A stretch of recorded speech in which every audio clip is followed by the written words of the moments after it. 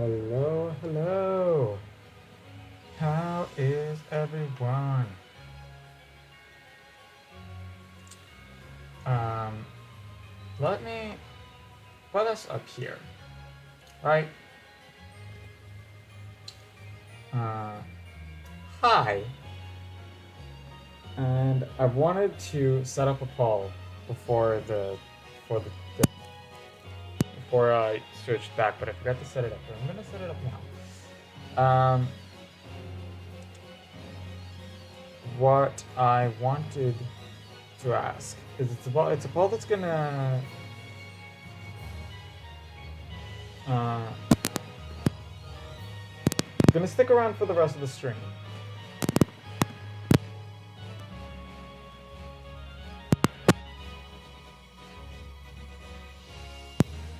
Basically, can I not do it on the phone on Twitch? No? Do I need to restart? To restart the app?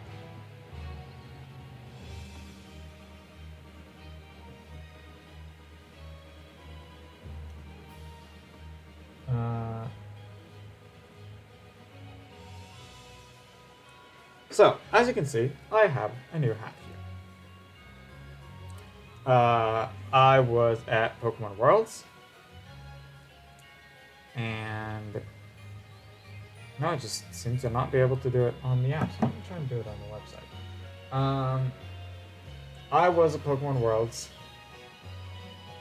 and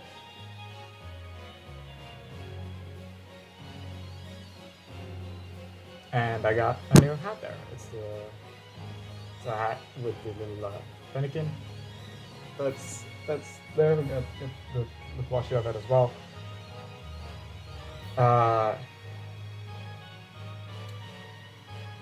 And I just wanted to ask, which one do you prefer? So I can set up the poll on Twitch as well. That would be great. Currently, Twitch doesn't seem to want to load. Ah, there we go. Just make sure to mute it, and go to my channel. Channel. Let me see if I can set up a poll. I want to do that before this. It's taking a while to load.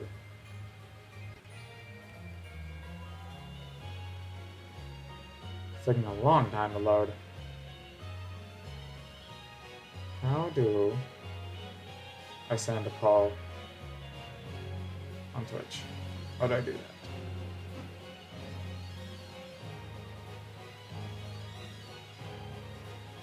What? What is happening? And why isn't my tablet loading either? The tablet decided to do this weird thing where after you turn it on, it takes like an hour to load the launcher.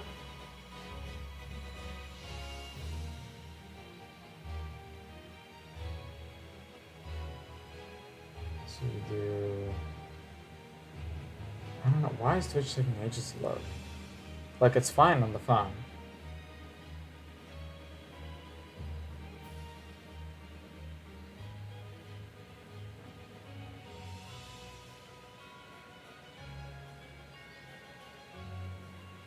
Nope.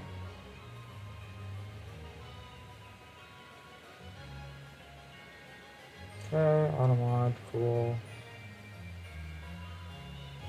Activity feed, whispers. Word queue, unbound requests, predictions, patch reporting tool, the game.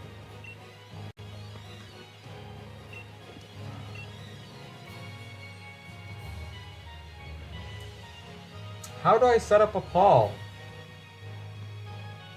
Heck.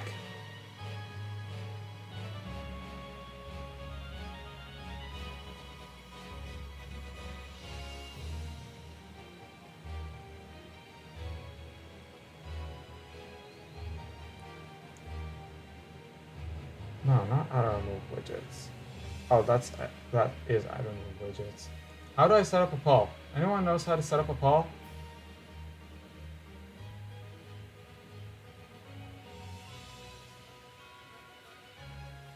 How do I set up a poll? Seriously.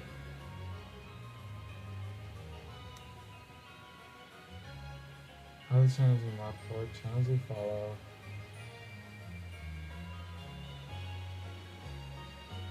It's stream info. Active mode, activity feed, whispers, what, da.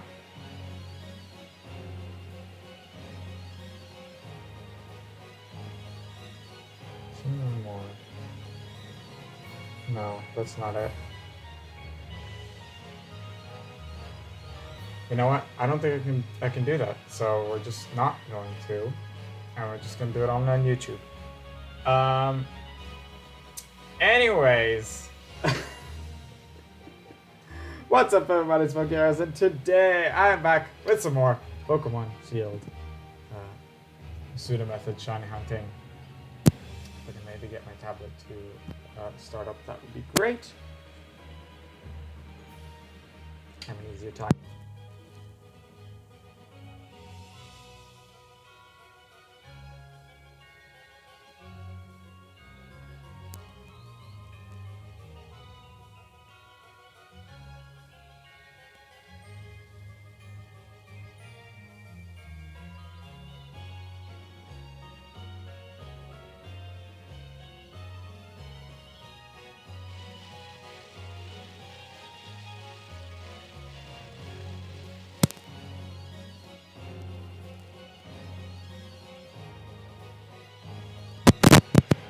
Hello, hello? Yes, I was muted this whole time. I was streaming for like 10 minutes.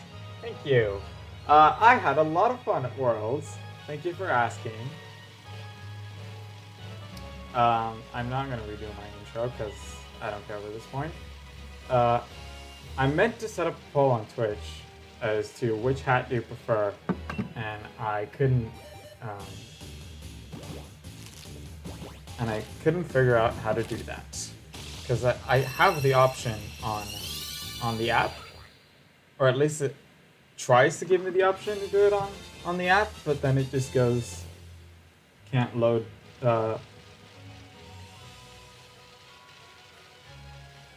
can't load thing, and I should probably pick up that egg, shouldn't I? Yes, I should. It works now? Yeah, I think, yeah, okay, it does work now. And on the website, I just didn't even find the button to set up a poll.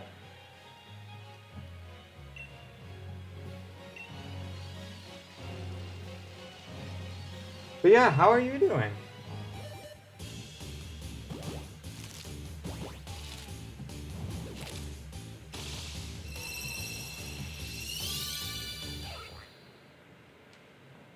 I still can't get my tablet to respond, which would make it harder to moderate my YouTube chat. Oh, something else I forgot to do. One of my buddies is a competitor for Unite. Nice. Something else I forgot to do. Just to welcome everyone. Let's do that now.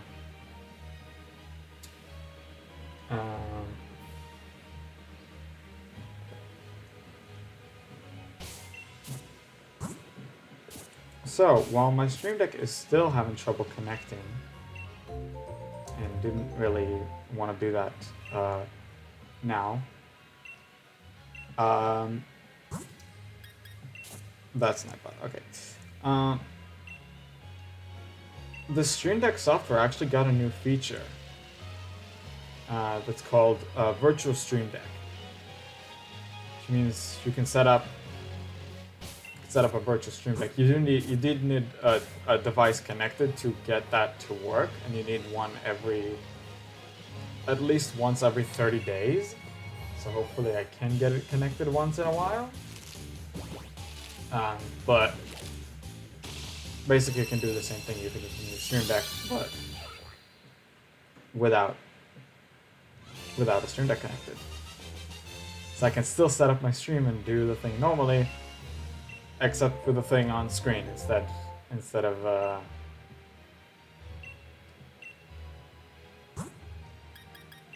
instead of from the device that isn't working. I did talk to a computer. I did send a message to a computer lab near me that I don't know if they work with Stream.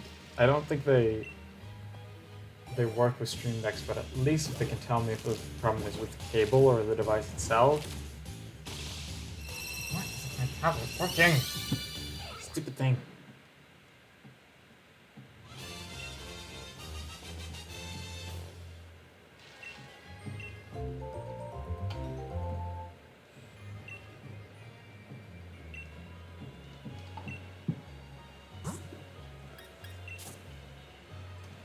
So yeah.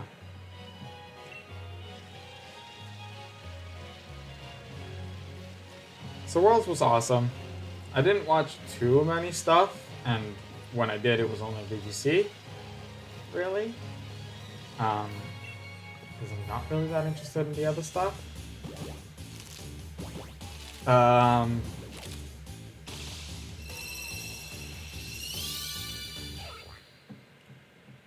But I was even more so interested in all the different like panels and other activities that we're holding around the event, which was very, very fun.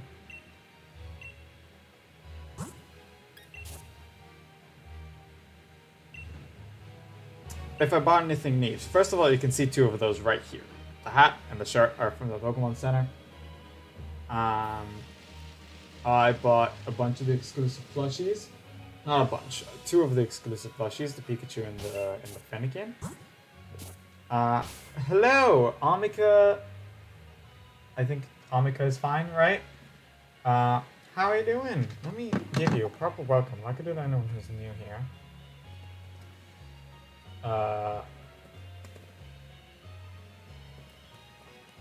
There we go. How are you doing? So yeah, Pikachu and Fennekin plushies, the hat, the bag, the shirt. I got the bag that they would give that was there. What else? Did I buy anything else? Oh, I bought a big poster from the event, which was just hanging on my wall here.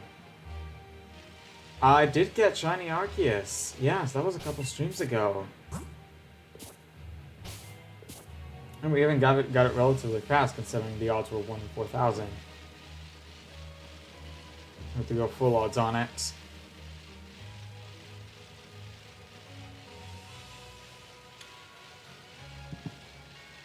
Can I get my tablet to load? Seeing the jukebox from World on eBay, it's not cheap. I saw the jukebox. I didn't really care for it. People had to get a voucher to buy it, so I understand why some are selling it on eBay.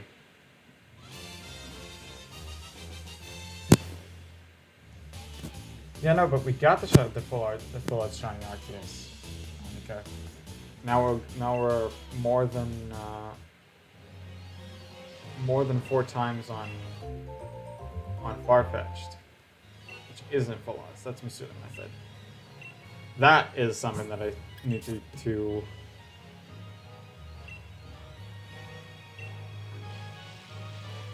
stay strong on.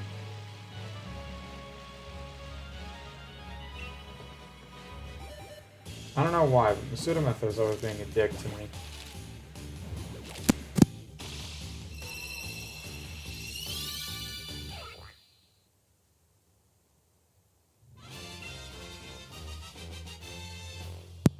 Always is. Not always. Sometimes I get it, but I get it under odds, and then it's nice. But sometimes it can go 4 or even 5 times over odds. They redeemed the Toe School code. Yes, I did.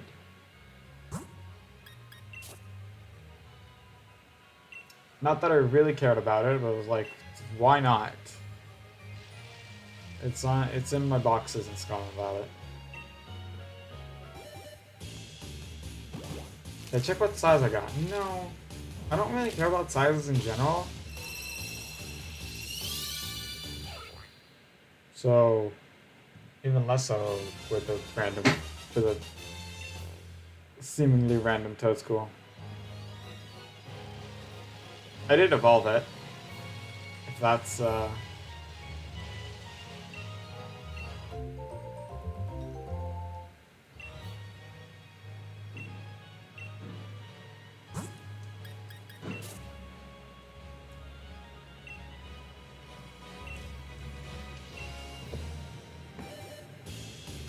I guess that's some kind of care. Did my brother go with me? No, he's not available really right now. Hopefully in a year or two I'll be able to go with him. I don't know if I'll be able to go myself in the next couple ones, but we'll see. We'll see about next year. I'll need to really see my situation, see mostly my financial situation to know if I can go to Worlds again.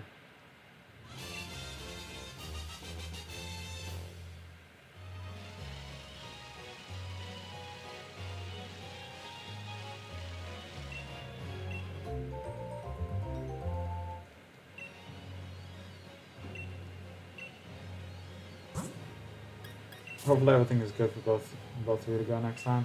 I don't think it'll be available still next year. I think only in a few years he'll be free to go with me. But I do hope it works out for me to go next year, at least.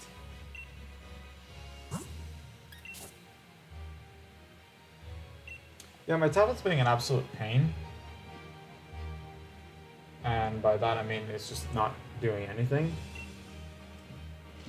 If I can even get it to figure out that the launcher isn't responding and to restart the launcher, would be cool.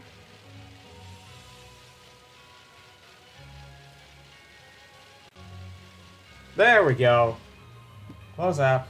And should restart it. There we go. Now I can finally go into YouTube.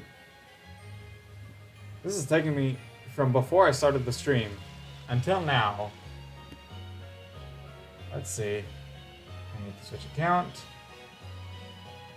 I want to moderate my chat from my own account. Channel. Go ahead and move around here still. There we go. I'll just change it to live messages instead of top. And lower the freaking brightness of the tablet because it's way too bright right now. Way too bright. Okay, not that much. There we go.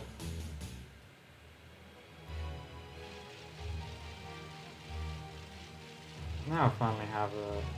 We can up with the stuff for Legends EA? Yes, I have. Seen the new Mega that they announced a few days ago.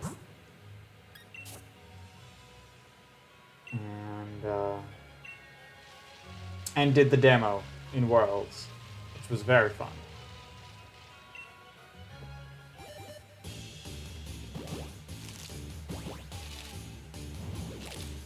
They're weird looking so far. They're silly, but I think a lot of Mega Evolutions are silly. I don't know why the tablet is really bright in my eyes.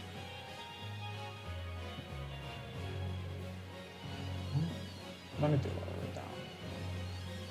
You want auto brightness? Is that why you're being weird? Yeah, it's on auto brightness. There we go.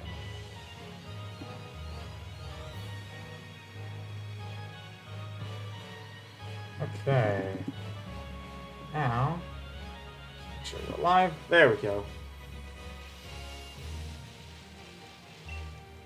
It's really bright for me.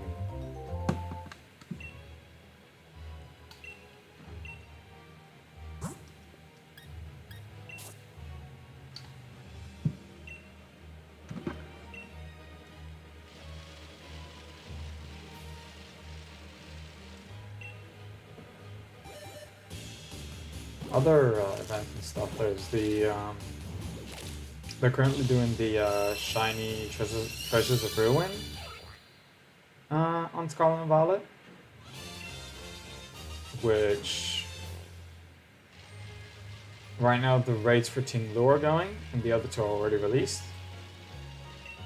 which are fun. I already got both of them.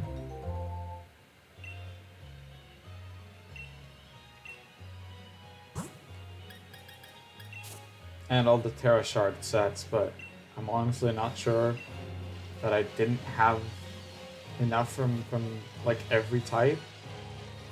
I'm not already like maxed out on every type, because I'm not using them a lot. I thought I put Eevee above the mic cable. There we go. Oh, and another. I got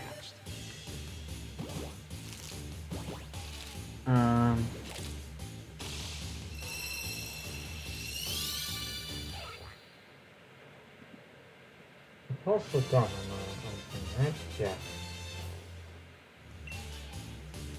Looking forward to the shiny fish. Oh yes, that is a very good shiny. But it will be the last one.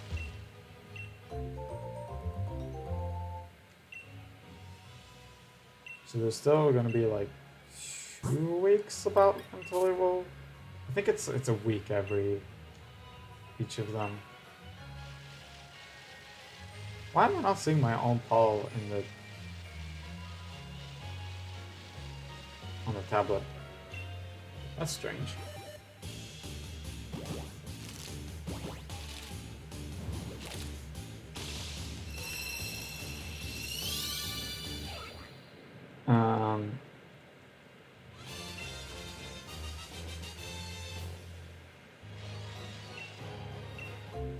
So yeah, Worlds was awesome. That's pretty much I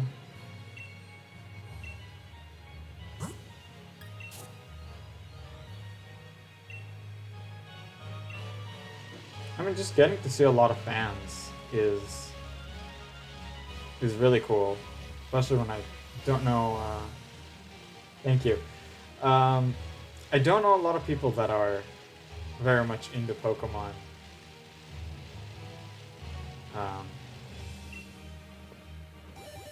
That live anywhere near me, so don't get to see a lot of Pokemon fans.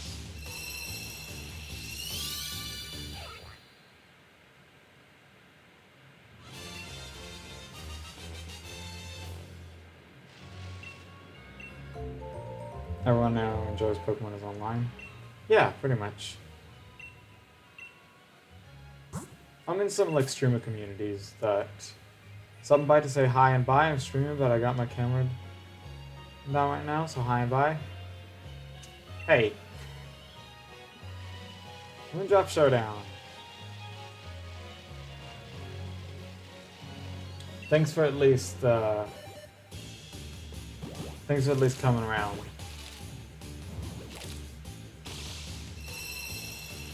See you some other time.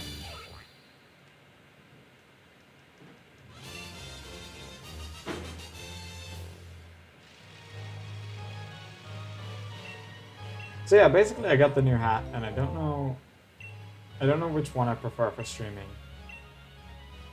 I got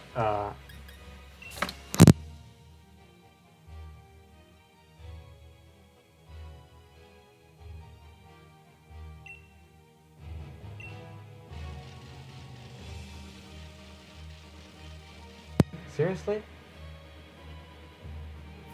Seriously?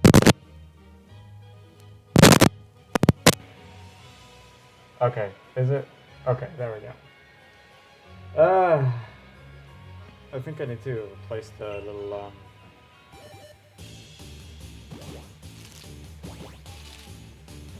Well, hats are good. Yeah, that's why I kind of set up a policy to see what other people prefer, because I like them both.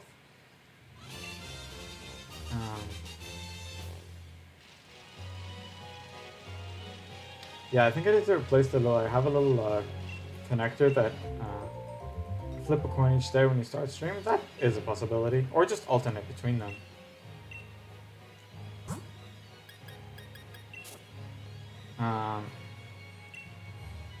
But yeah, I have a little connector that allows me to connect both the mic and the earphones to the same to the one like sound jack on my computer, and I think I need to get a new one because I think it's getting a little sensitive.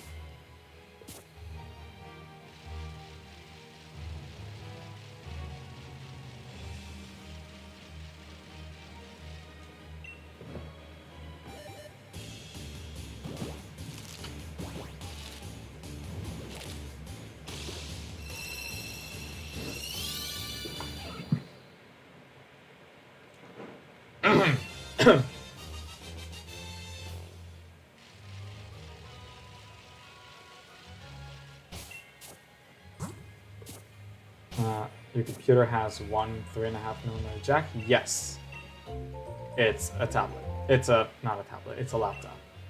So it doesn't have a separate mic and earphone jack.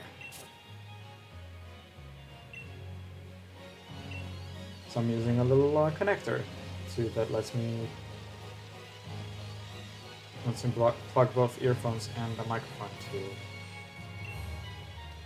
to that one jack. And I think that is most of the problem. So mine like has 8. Wow. It's a lot. Yeah, one of the things that was there in Worlds was a live episode of the Gotta Catch 'Em All game show. Which they had one episode on Twitch, then the live one. And anyone that participated, which included me, got this sticker of the logo. So I put it on my Switch dock. I asked Orr first, because that's his Switch too.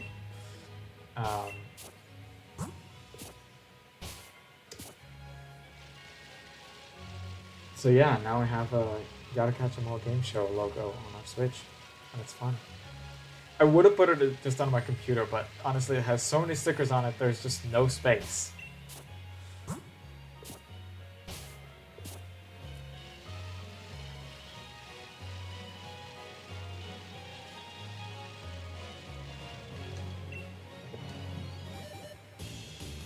So yeah, that was fun.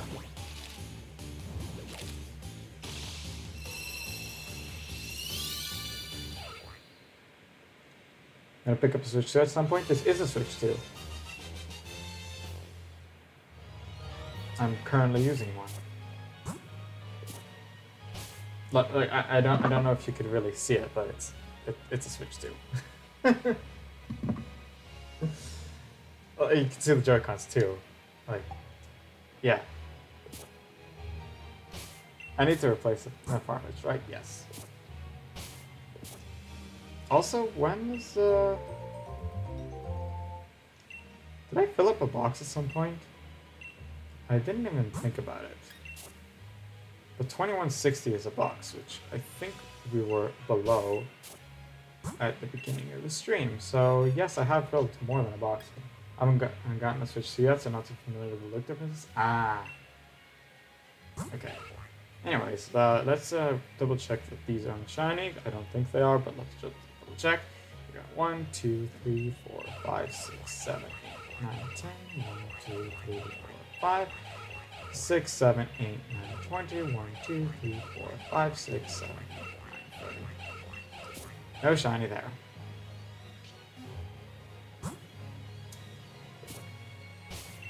It's a good thing the shiny icon loads before the model. Or loads instantly, rather.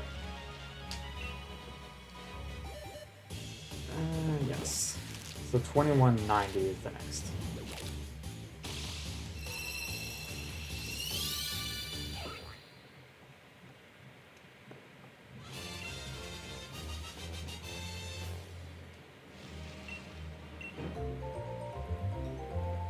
Yeah, there was actually there is actually also a sticker on our Switch 1 dock, which was... We got a sticker when we got the capture card for the Switch. It's just like the brand's logo. Was it the brand for?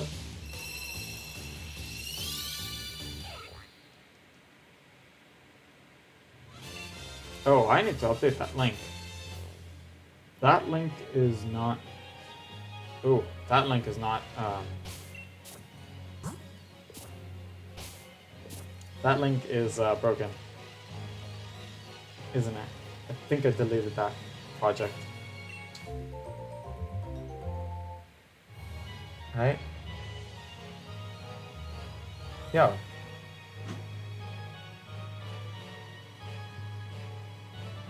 Okay, it doesn't even let me tap that link. But I believe it's a broken link.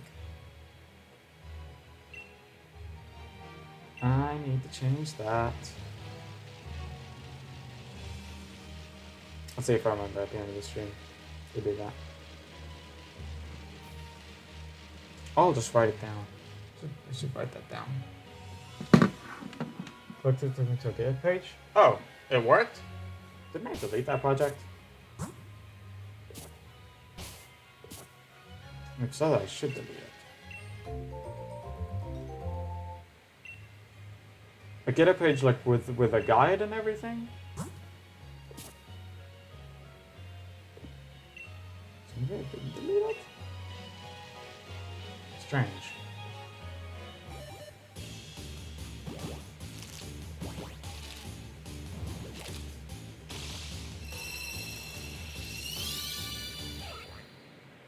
Yeah. Huh.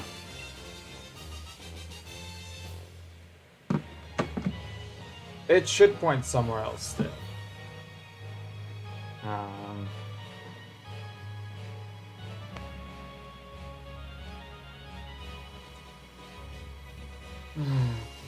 Placeholder.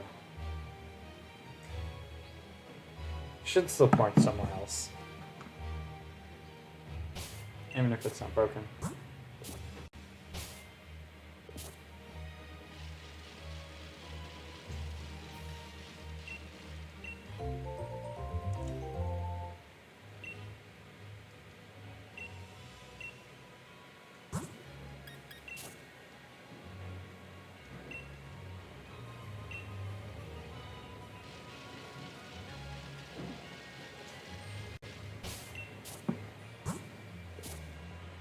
Yeah, they also showed off the Toyota Maridon project, which was really cool. Also, I picked up an egg when I shouldn't have, right? Yes. The motorcycle, yeah. So quite obviously, it's not a working motorcycle. Barely even has wheels, but it's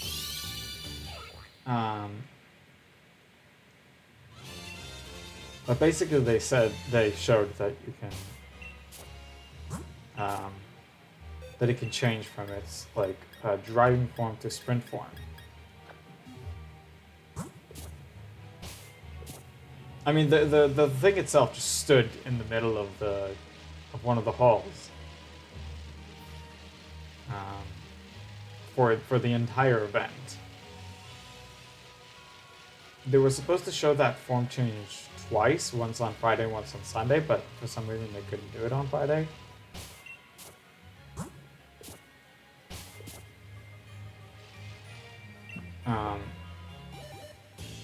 But we did get to see it on Sunday, and it was pretty cool. It was just like 15 minutes of people manually changing it.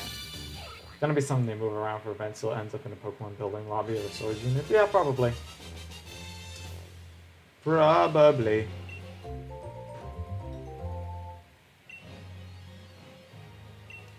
It's still cool seeing it, like, in person. Like a proper LED light, like eyes. It's just cool.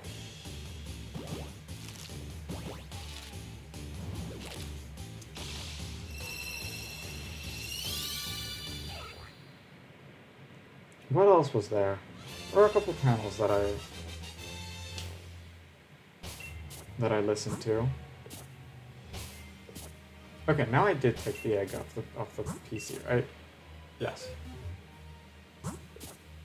I'm talking so much, I'm not even paying attention to what I'm doing in game.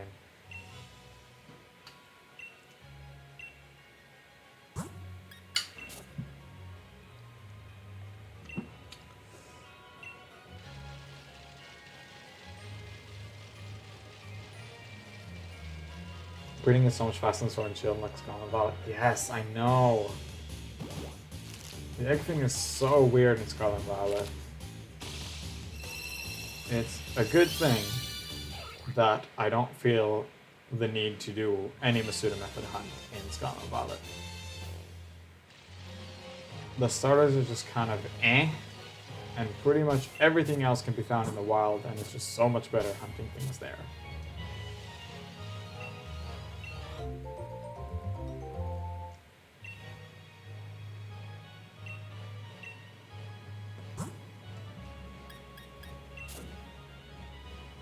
I'm seeing people use it for like a Saturday Shiny Lock, so many things too. It's kind of, yeah.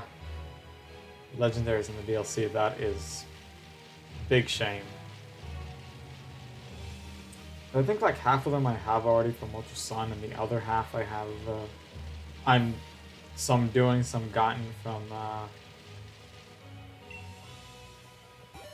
Dynamax Adventures. Kubfu? What is Shiny? I don't know what the Shiny Urshifu look like.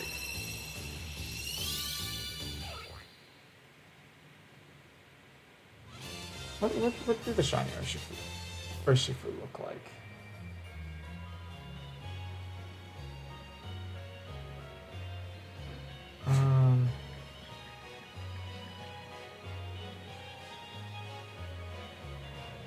Just wanted it because it's something new, legend. You have to hunt legendary-wise. That is true. It's not the best shiny. It's an alright shiny, I guess. But it is true that it's a shiny legendary, so they're kind of cool on their own.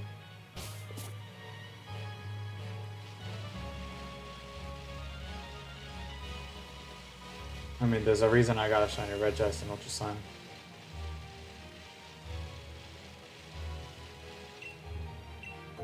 Even if it's absolutely horrific as a shiny.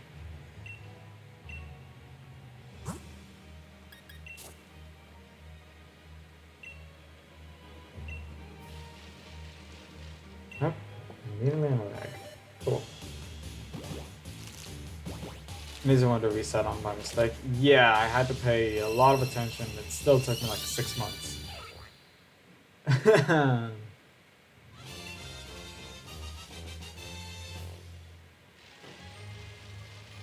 But surprisingly, not the one that I had that took the most resets on Ultra Sun.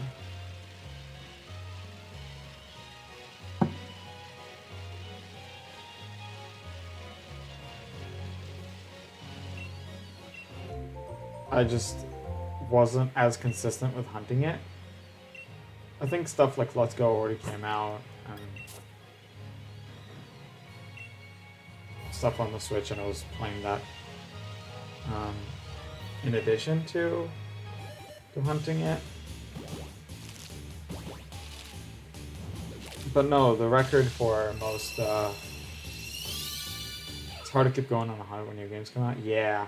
That's why I'm still doing Dynamax Adventures. What, like 5 years after Sword and Shield came out? Almost six even.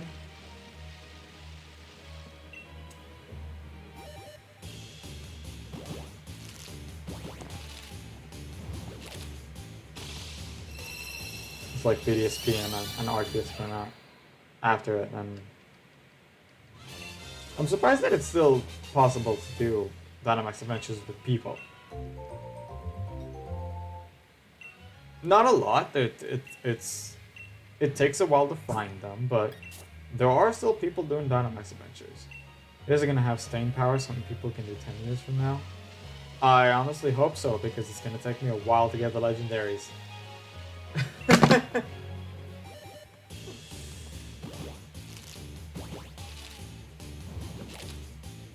It's gonna take me a while.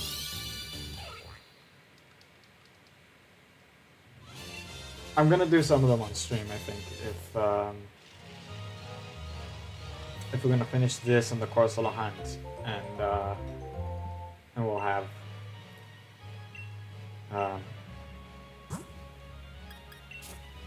nothing else to do. So basically, Sword and Shield is currently the only game I'm doing any shiny hunts on. I'm still trying to record the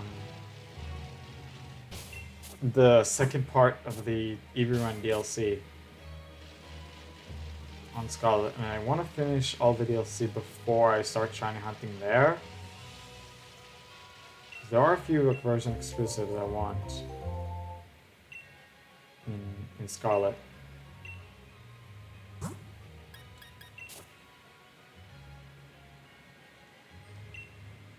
I've been mostly hunting in older gen games, trying to get stuff moved up before they flip the switch on Bang someday. Yeah, that is honestly a good idea. I'm trying to start a playthrough of Pokemon Black. And because I played the game a few times already, I decided let's do it with the shiny starter. And that's a 1/8000 hunt. Just targeting stuff that I think won't come back in remakes, like the Manaphy and the Glitch and Pikachu.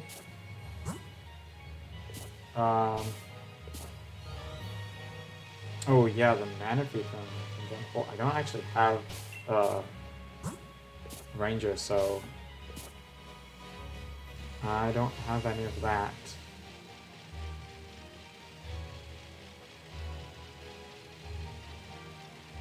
But can't you get like shiny Manaphy in Legends Arceus? Or is that locked too? That might be locked. I actually have no idea. It's locked. Okay. Yeah. I should have remembered that the mythicals were locked in Arceus.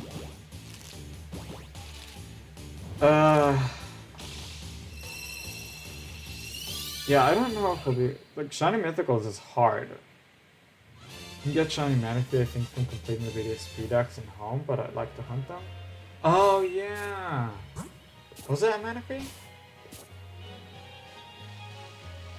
It might have been a Manaphy. I did get those. It's like Enamorous for Legends. For Legends Arceus.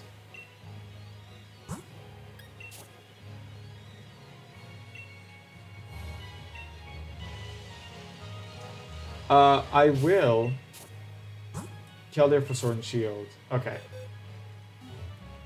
You know what? Let's do these last 5 to fill this box. I was about to say I'm going to take a break, but let's do these last 5 just to fill the box. And then we'll take the break. Yeah, I did get all the home decks completed. So I guess until Agency A comes out, it's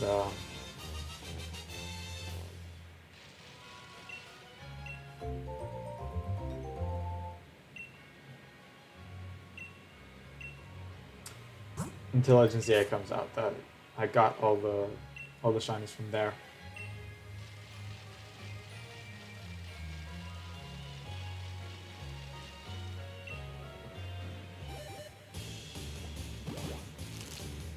So yeah, I am doing the Pokemon Black shiny starter hunt. Trying to get a shiny Oshawott. It is a 1/8000 hunt. And I'm sure ZA won't be too bad to finish because you know we gotta catch stuff with the home decks. Yeah. Yeah. I might be more likely to make a living dex in ZA because of the home dex reward.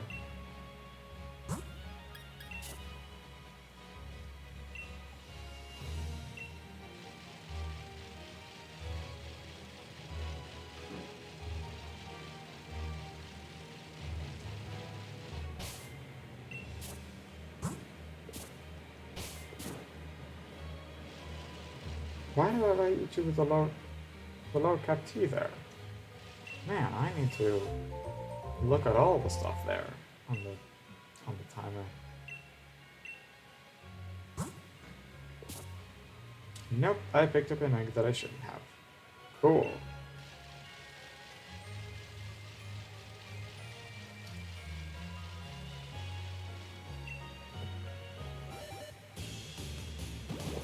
So yeah, I think I'm more likely to do a living dex in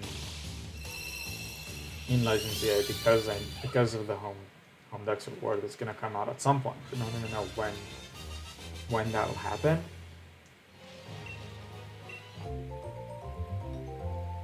Because it was like a while after Skull and Violet came out. But then again, it was just then that they decided to give rewards for completing the home dexes.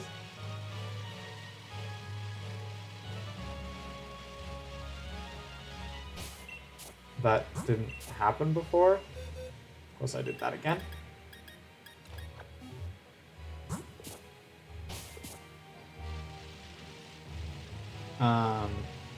So maybe they'll be more likely to. Maybe they'll be faster on the reward for Legends EA. I don't know. I really don't know.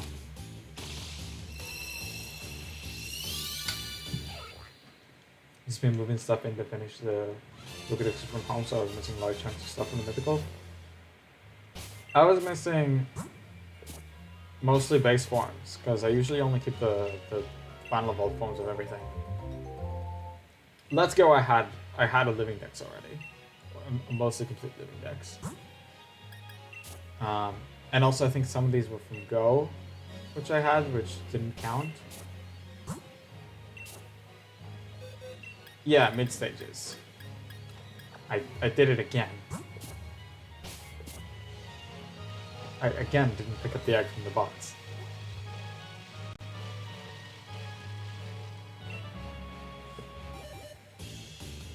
So yeah.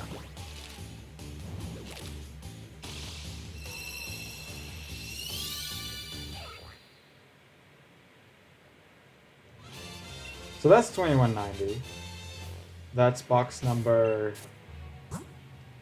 73.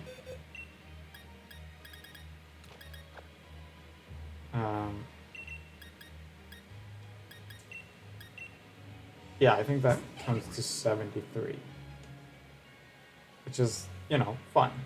Anyways, 1, 2, 3, 4, 5, 6, 7, 8, 9, 10, 1, 2, 3, 4, 5, 6, 7, 8, 9, 20, 1, 2, 3, 4, 5, 6, 7, 8, 9, 30. Cool. No shinies there. 73 out of 17. I have to clean my PC a few times. Anyways, I'm gonna take a little break. I need to fill my bottle. I need to go to the bathroom.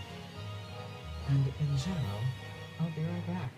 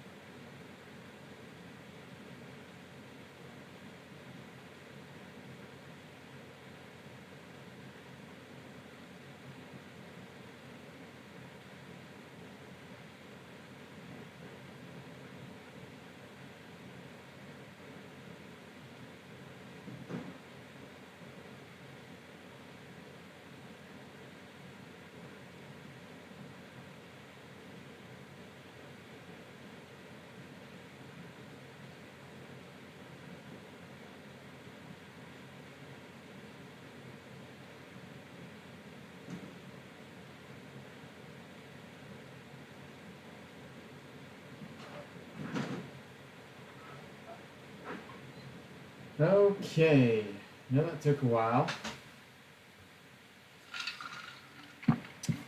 No, that took a while. I'm sorry, but I'm back. I am back. Let's get these all sorted out. I know that's probably making a lot of noise on the mic.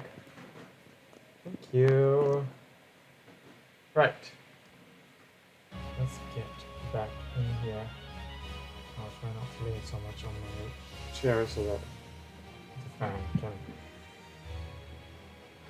the fan can cool down my back a little bit.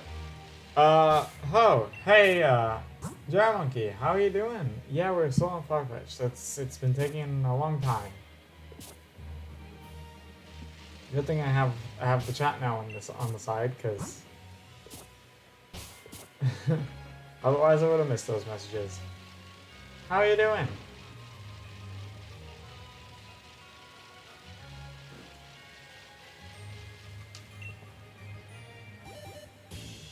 Alright. It'll be hard not leaning on the chair, but I'm just gonna have to make do for now. Or I can try and strengthen the fan a little bit. It's on the low setting.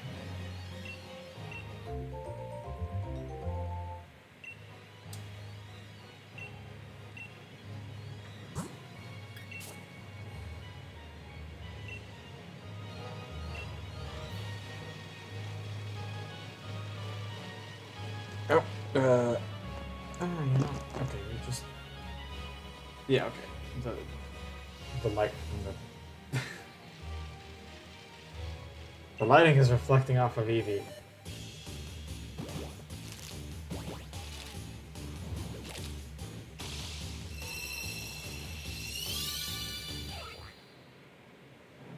And, yep, we're still stuck on this.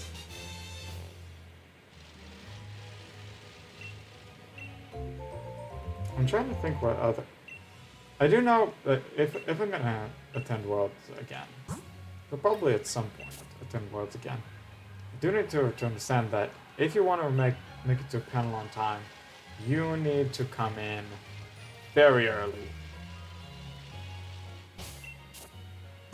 Not panels really, because the panels on the programming, like the programming stuff was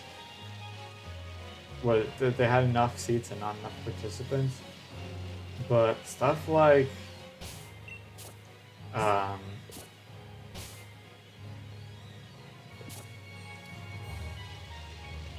the meet and greets.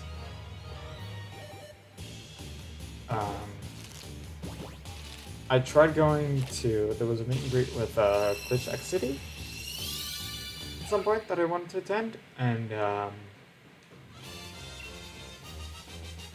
I came in, I want to say like 15 minutes early. Oh, hey Moondrop Shadow. Showdown? Hi. Not Shadow, Showdown. Moondrop. Moondrop is fine, right? Good to see you back.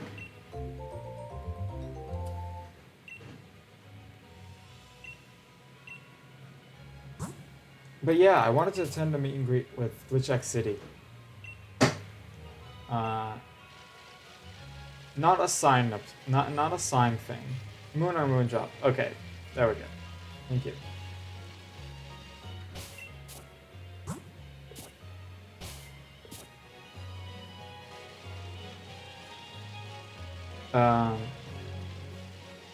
So not an autograph thing, because those need like special invitation. I tried getting the autograph.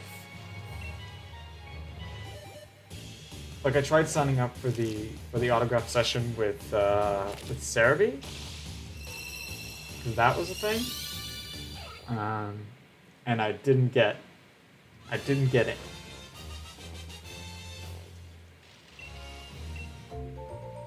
But with Glitch X City, there was just a regular meet and greet that didn't need sign up. But I came in, I want to say, somewhere between 10 and 15 minutes early. I didn't pay attention exactly to the time. And they were already at capacity. 10 to 15 minutes earlier. They were already at capacity. So, next time, and next time I'm able to go to Worlds, I need to understand that some stuff I need to come in early. Like if it's a slot that I reserve ahead of time, like it was for the Pokemon Center or the Legend CA demo, those are fine to arrive like 5-10 minutes early. But any other thing that you need to like stand in line for, you need to come in very early. That is something I'm gonna have to pay attention to next time.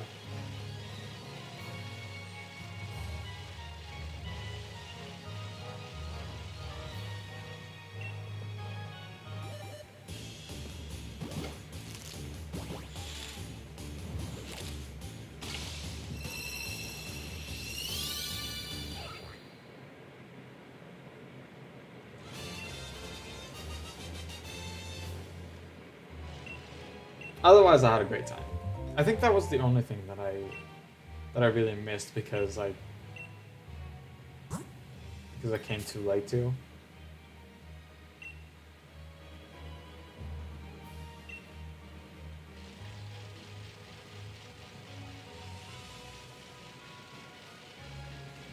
There was supposedly an area for trading a TCG Pocket, and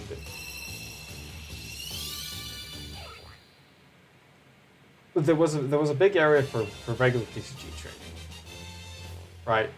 That was called the Collect and Trade Corner. But because they advertised the TCG Pocket thing, like everywhere they advertised the Collect and Trade Corner, I thought it would be part of it, but I think it wasn't, and it was part of like the TCG Pocket stand over where they had all the app stands. Oh yeah, no, you are not going through.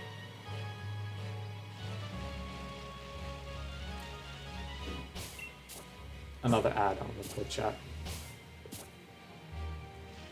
which I thankfully have blocked the term. That is the website they're trying to advertise. Anyways, I think it was in like basically they had an area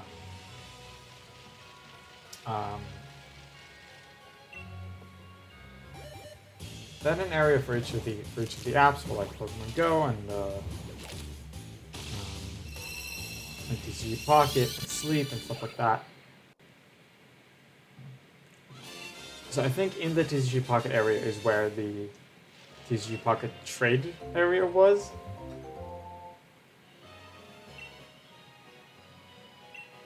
But I just couldn't find anyone to trade with, basically. I didn't see anyone trading there.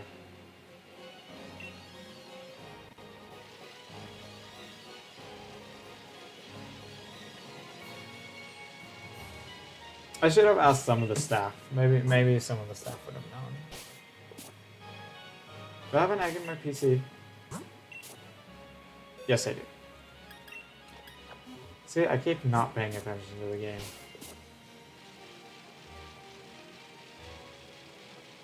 I just had a lot of fun in Worlds. The flights were very long. That is something. The flights were very long. Because you try arriving from the Middle East to the US in one flight. A direct flight from the Middle East to the US takes a long time. Not you. You.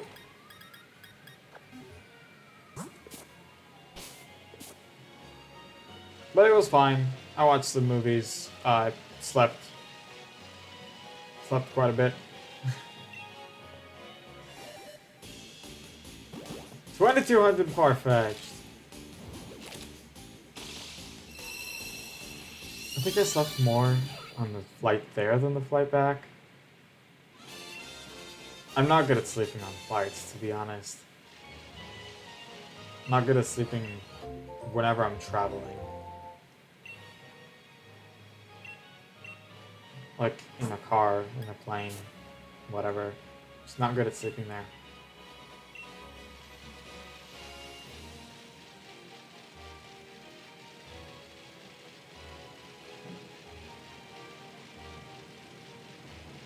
It might also have to do with the fact that there were kids around me on the flight back.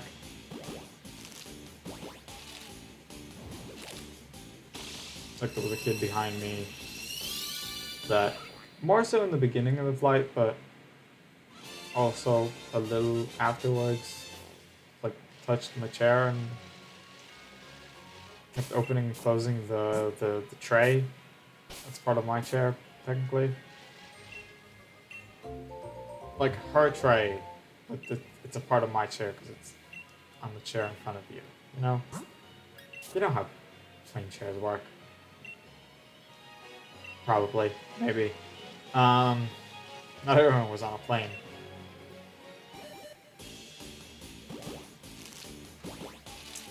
But then there was a kid next to me that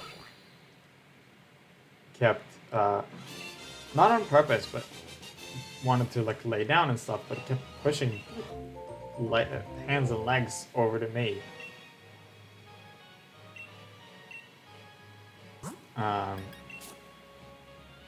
So maybe that,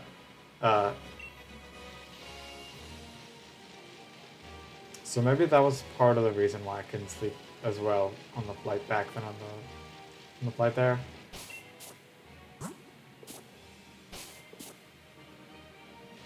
Also, maybe because the flight there was in the dark it was dark the entire time.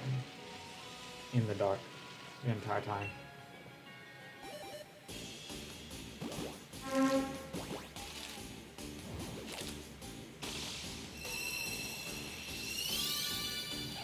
Basically, with the way the flights work, you know,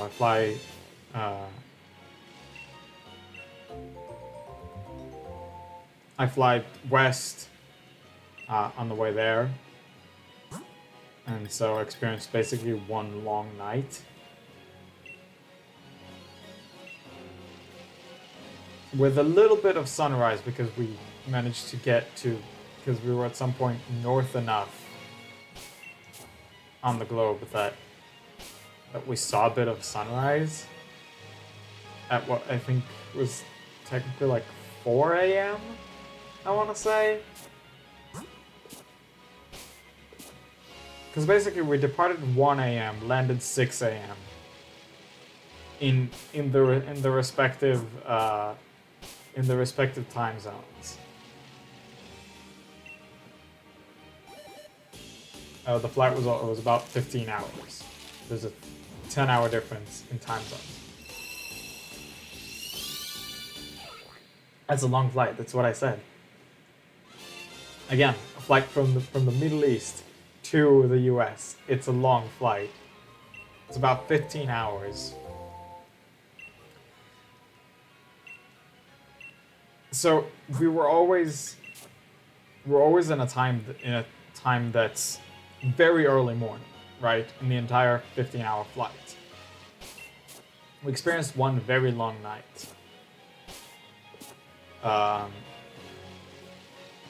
With a tiny bit of sunrise because we were north enough. That sunrise was early enough. On the way back,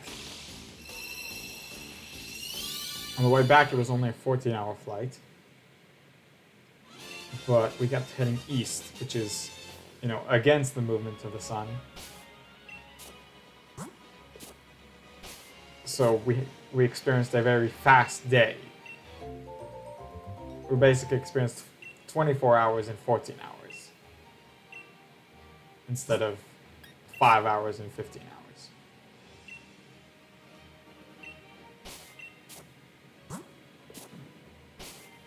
Yeah, we took off 6 p.m., landed 5 minutes to 6 p.m. Yeah, fastest day I've ever had.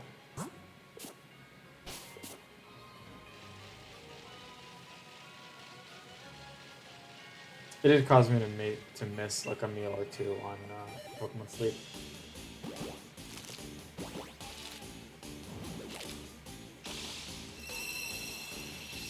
I think only one. I think I managed to handle it in a way where I've only missed one meal on Pokemon Sleep.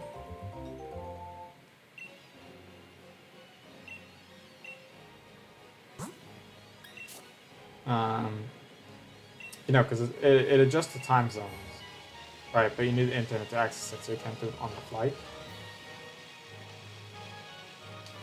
So I think I managed right before we took off. 6 p.m. is when dinner starts on Pokemon Sleep, right? So right before the plane took off, I fed him dinner. Then we landed. We actually landed like 15 minutes to 6. So I was able to still feed it the next lunch and not have to wait for dinner. And not like, yeah. Basically, it was fine. I did miss some sessions in sleep, both from both flights. I don't think you can even track it. Not properly. You can't track it properly in a plane. I read online right before flying. There's people who put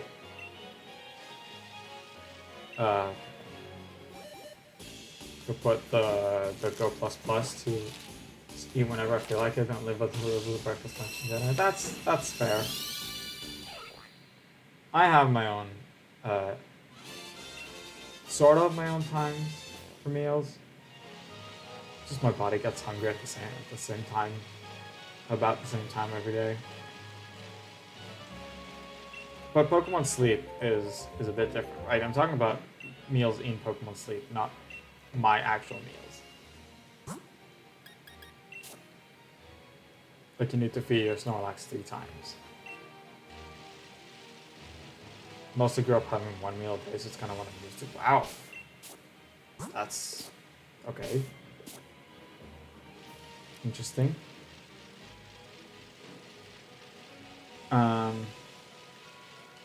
But yeah, basically you can feed Snorlax breakfast between 4 a.m. and 12 p.m., lunch between 12 and 6, and dinner between 6 and 4.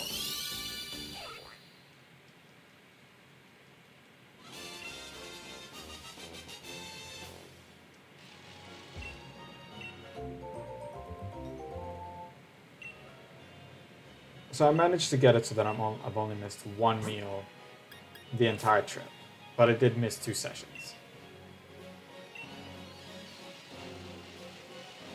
Because I read that people have put like their Go Plus Plus, they managed to pad it enough so that sleep gave them like the session on the entirety of the flight. But I was like, nah, I don't want to do that.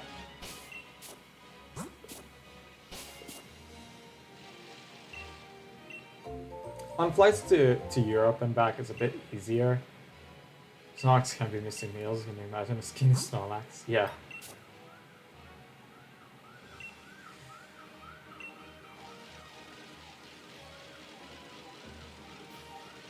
On the flights to Europe, I take like once a year. I take. My parents take and I'm joining.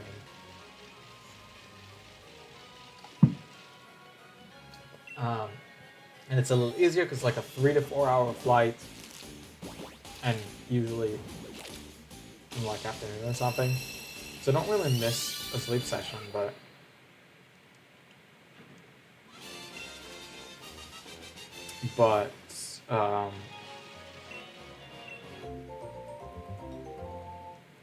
on the US it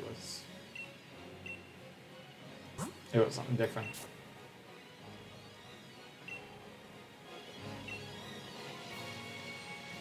From where you are to the years and bigger the distance compared to America. Yep.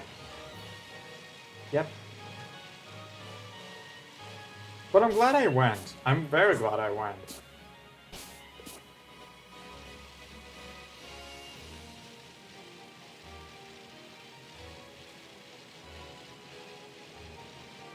I do not regret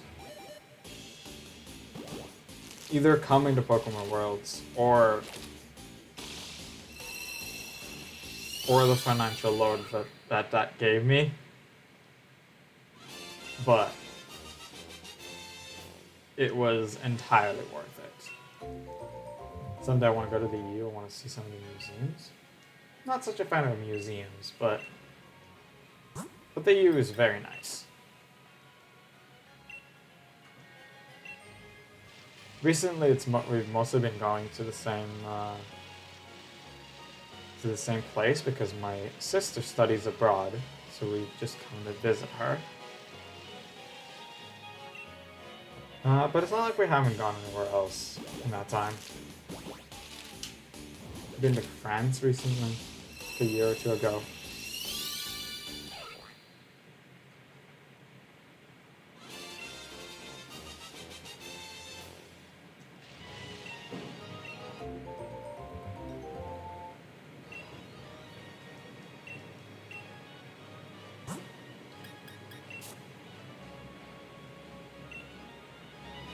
But mostly most of the recent trips are to Budapest in Hungary, and from there to Košice in Slovakia. It's just the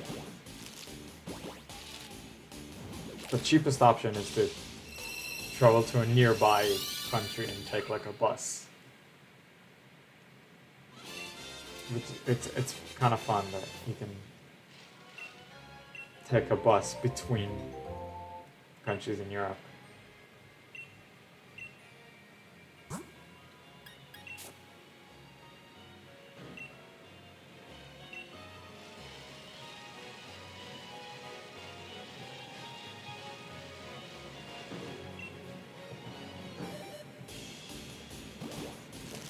I mean, would be fun to have a road trip to see all the different places. Oh, I never thought of a new road trip.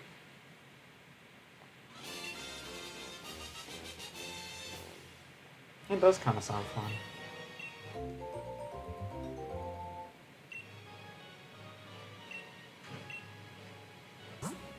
But to be honest, in America, it's just so all spread out. I hear ya. I mean, I assume in the US there's probably public transportation that's like cross-state. I didn't need to go any cross-state because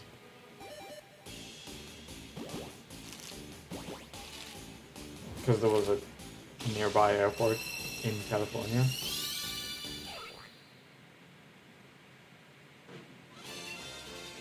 I mean, Worlds was at Anaheim, and there's a big airport enough in LA. There's some trains and buses that can take you around, way more bus than train travel though.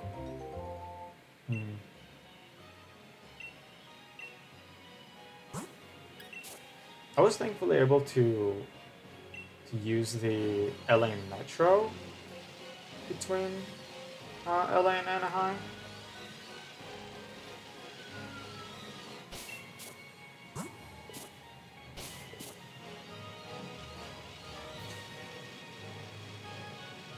At least I think it was all LA Metro. I know the first two parts were, because there was what's called the C and J lines, one of which is a train, one of which is technically a bus. But then there was a third bus that I think is part of the LA Metro. It had like a number line. But that was the one that took me between LA and Anaheim.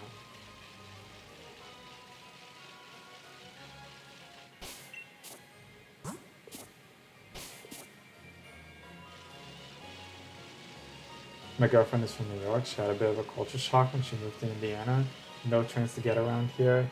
We have one train that is from Indiana to Chicago.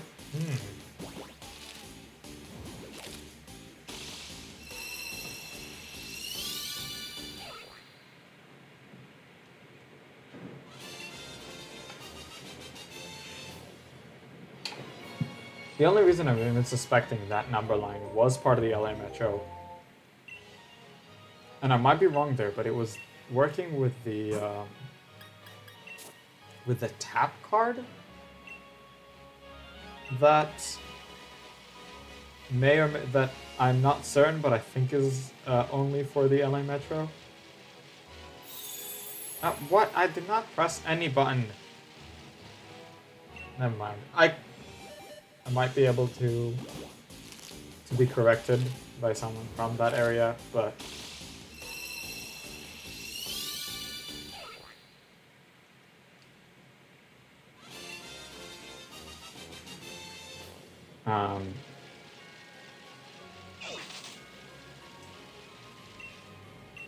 but they were basically they were all working with the same system, so I feel like it was part of the Metro. Like the Metro system. It's not the Metro system is not just trains, which is weird for me to imagine in general. But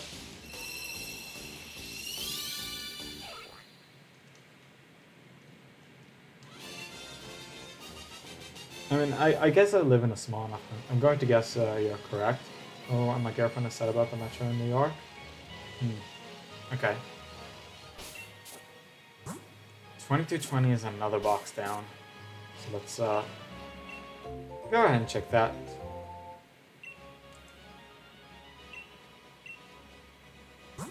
Basically, from what I've seen, to pay for the various public transportation things in the US, each of them have like a separate system, like you need to buy tickets from each of the operators and to be able to ride them. But then I was able to use just one method on my entire trip. So I think that was all part of the same system.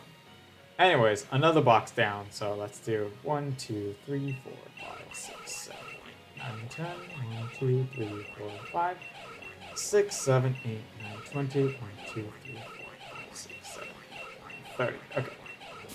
Just make sure that was the last one. Yes.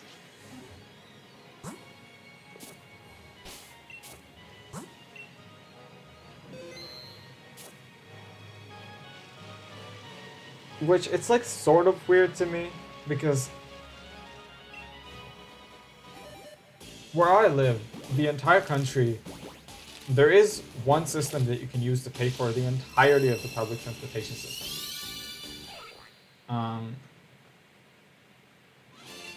So like trams, trains, buses, other than taxis, you can all pay with one like card or whatever other like apps that connect to the same system. I guess the reason is because we're a small enough country and the US is way too big for something like that to work. For all operators to be connected to the same system. The same like payment system.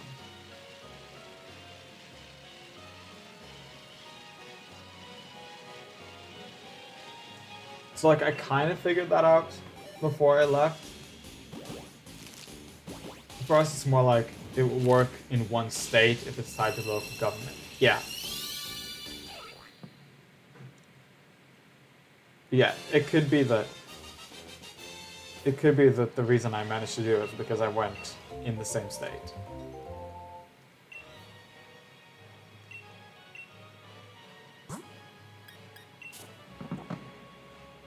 Should be charging my phone. 100% sure that card wouldn't have worked in New York. Yeah. They have their own system? I assume so. Like, basically what I saw on the internet is you go to an operator's website and you can, like, pre-purchase a ticket. Because I wanted to go, like, with something called Flyaway from the LA airport to what's called the Union Station. And I was like, yeah, you have to buy a ticket for that specific bus. And then it was like, okay, the next part of my trip, they have a different operator. You need to buy a ticket for them on their website. And I was like, okay, that would be a bit of a pain, but I'll be able to figure it out when I'm there. When I got there, I was like, okay, you can take a free shuttle from the airport to the metro station. And I was like, okay, that's a free shuttle, that's fine. And then with the metro, I tried using their machine, the payment machine that was just in the station, and some nice lady immediately came to help me and was like, okay, you'd rather just buy a tap card. And then you can, like, transfer using it. She helped me buy that, load that,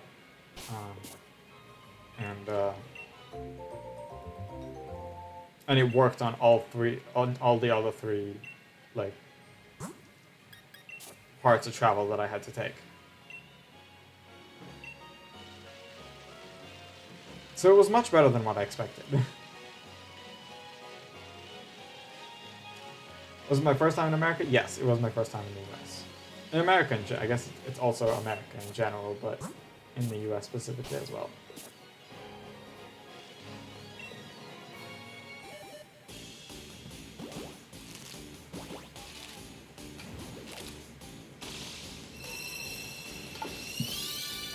I mean, I live in the Middle East, which is technically part of Asia.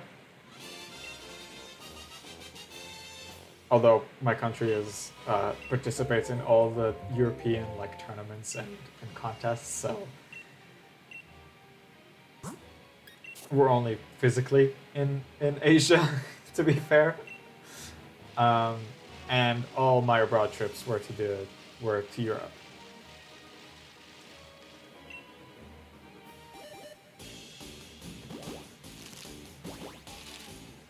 That's both the UK, but I think it was when they were still part of the EU, and just other EU nations.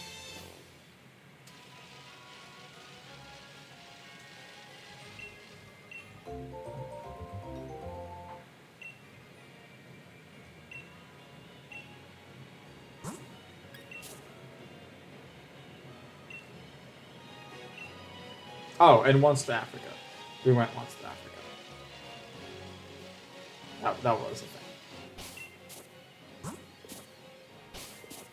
Here people tend to be surprised how nice people tend to be in America, but then maybe that's just propaganda. Maybe. I didn't come with too many, like,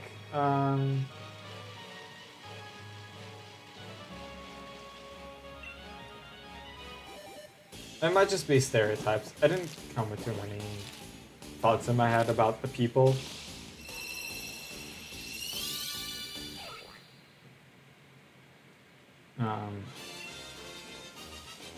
I will say that the food situation was a bit strange to me.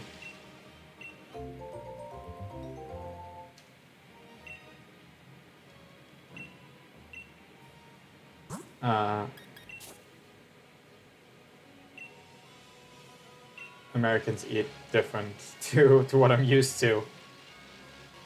I was able to find stuff to eat though, which was fine. Mostly various chicken-based meals. And pizza. Pizza's sold everywhere, pretty much.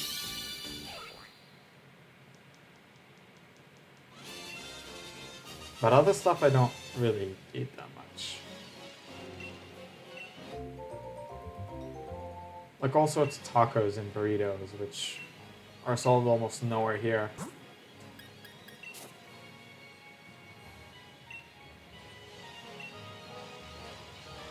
I think America's much more. I'm sure it's not easy to find kosher food. I'm not really looking for kosher foods. I'm not keeping kosher.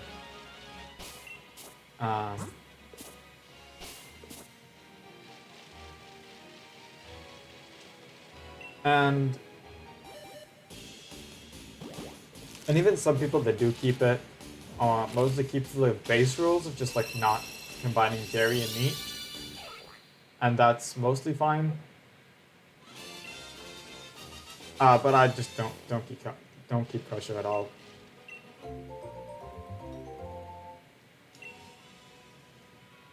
The base of kosher is to not mix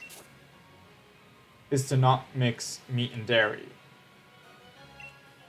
There's some extremist people that they're so good together. I know. My dad eats cheeseburgers like on the regular. I don't eat cheeseburgers because I don't like anything in a hamburger but a patty and buns, you know. But my first thought was pizza. Pizza is fine most of the time. There's some extremists to take it so that if you don't have an official document saying this place is kosher, then it's not. But the base of kosher is just not mixing dairy and meat. So pizza is actually fine. It's just that you can't have it with a meat dish.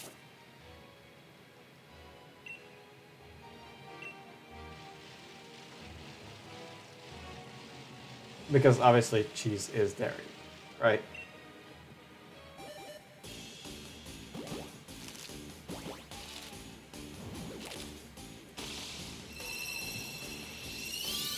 You know, I always get it with pepperoni, so I'd be breaking it. There's no pepperoni pizza here. There's zero pepperoni pizza. You'll find zero pepperoni pizza here. That's just not something we eat. I know that that's a very common topping in the US, but you won't be able to find it here.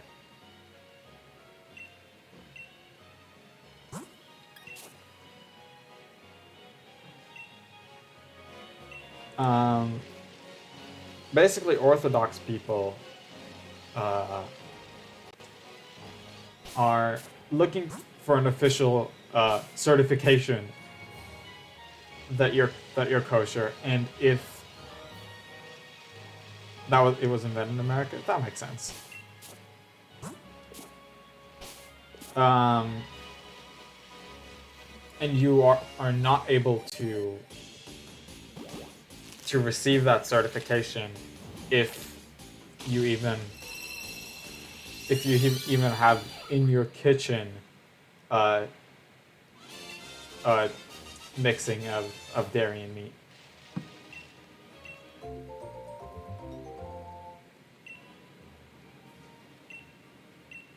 So it is strange, but even like a McDonald's here, right? We do have McDonald's, but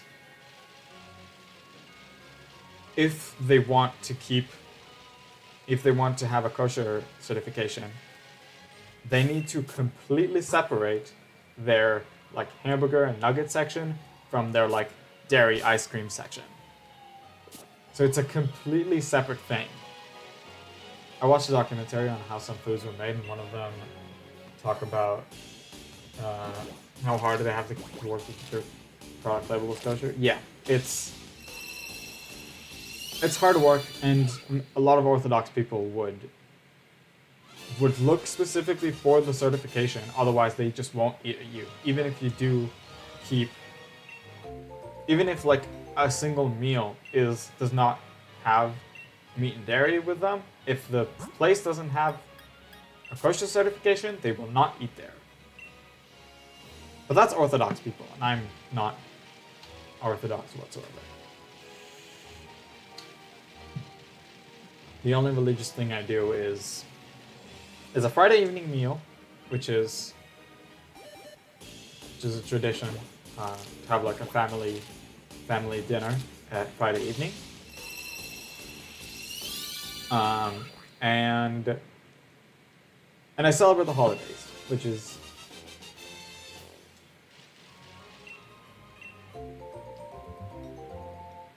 most of which are religious holidays, you know? Most of them. Some of them are national holidays.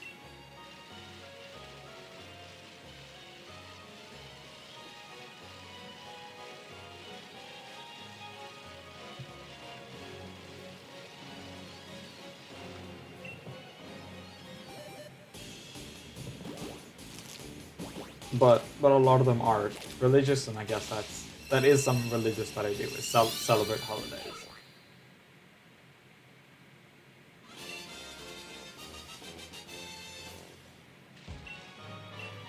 There are some extra like holiday meals as well. So, and I sent out them to the PC. And I do participate in those, like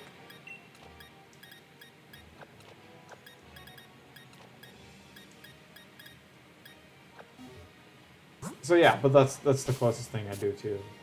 My girlfriend is Catholic, so sometimes I gotta make sure she has the right foods for some of her religious stuff. I didn't know Christians had. Christians also have a religious food thing. I know that. Obviously, I know that Judaism does, but and I know that Islam does as well. Have their own like food thing. I didn't know Christians have it too. At least I've never heard of it.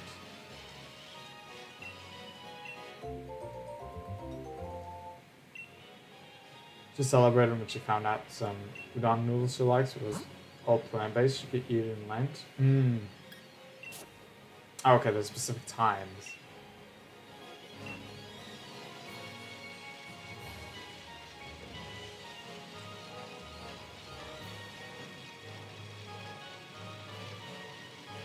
No, I guess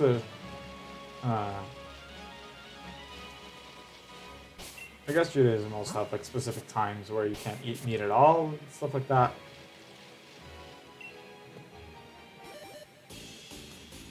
Again, those parts and the food thing.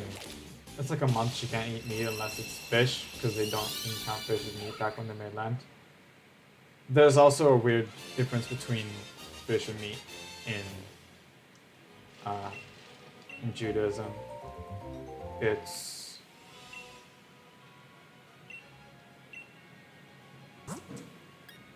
I don't know. There's a lot of people that just don't count fish as meat. Again, I don't participate in any of the food related things. I barely fast in the fasting periods. But that's just because I get hungry.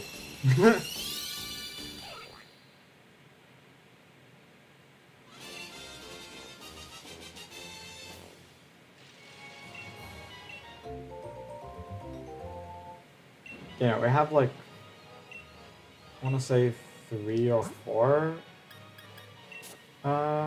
like full fasting periods. Each of them is like 1 day, right?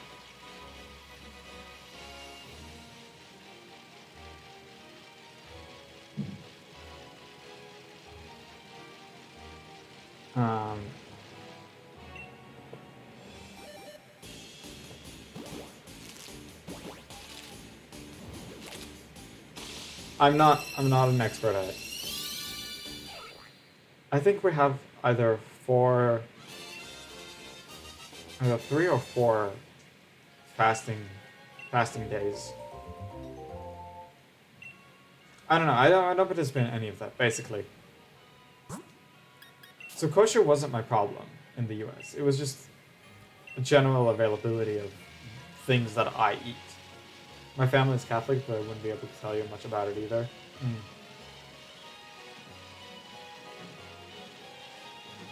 My dad comes from a religious family.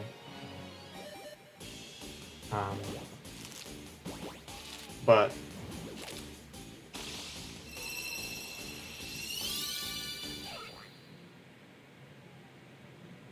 you know, his father was religious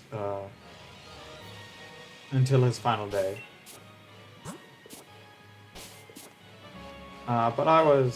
But even my dad, when he grew up, he just left the religion.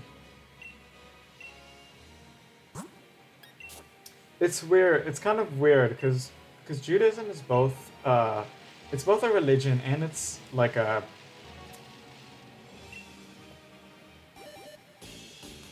there's like national Judaism. Basically because it's just where we live. Ethnicity, yeah, ethnicity is the word. So it's both a religion and basically an ethnicity. So while we're Jewish, we're not religious Jews.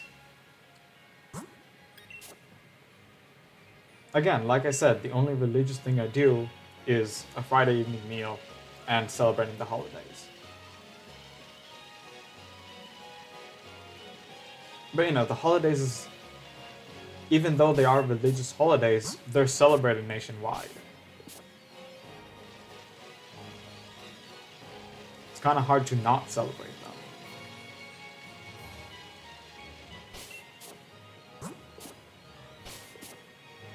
You know, there is overlap between the religion and the. No, I think nationality is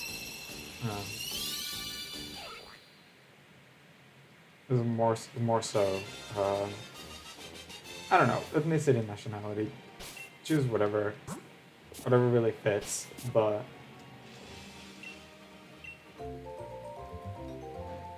basically it's possible to be an atheist Jew, right?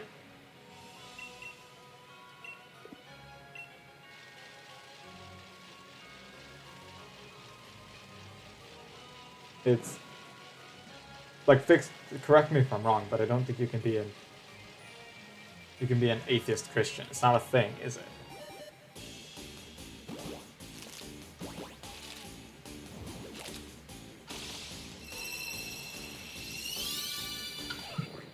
But you can totally, when living here, be an atheist Jew. It's not, as far as I know. Yeah. But it's totally possible to be an atheist Jew just by living here. And even elsewhere. I think Christian wouldn't show up on a DNA test. Neither is Jew, to be fair, but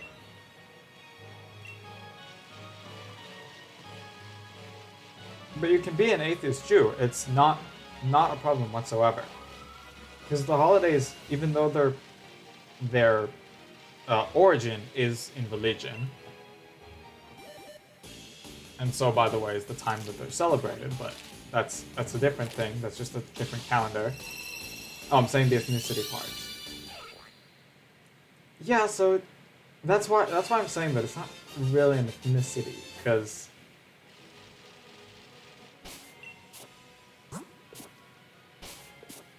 that's why I kind of want to say nationality more than ethnicity.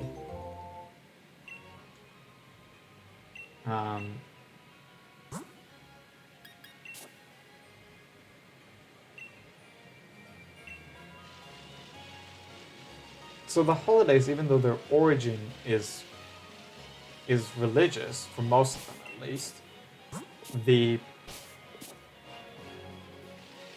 just gotten into national tradition, to nationwide tradition. So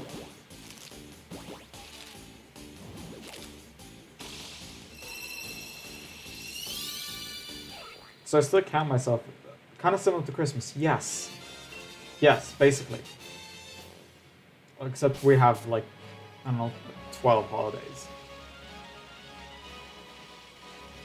We have a lot of holidays. They just became national things. And it's possible to even celebrate them outside. Just not as easy. And I did want to stop, but I do want to pick up this egg before. I don't like stopping when I have a Farfetch'd in my party, so let's try and finish and replace those.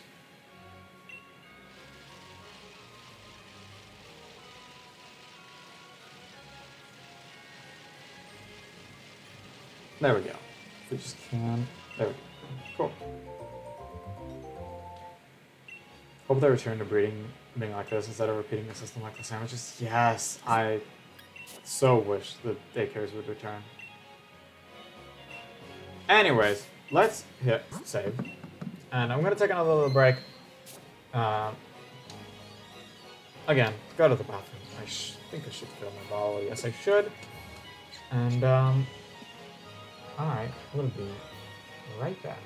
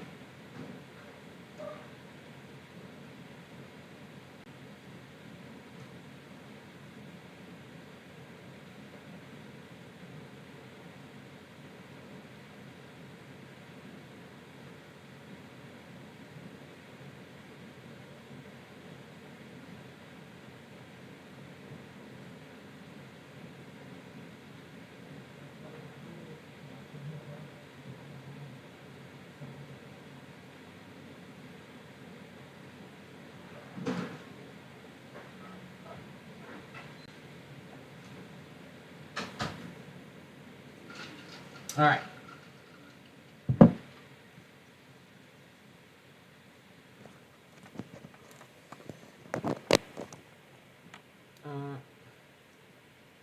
So, let's get that back.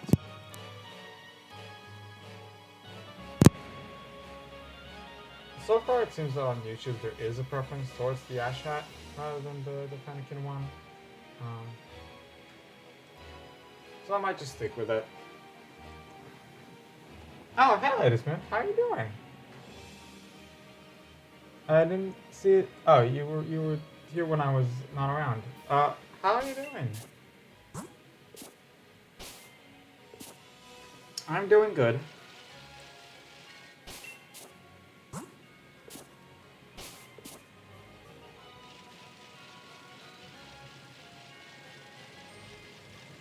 Thank you. That's good to hear.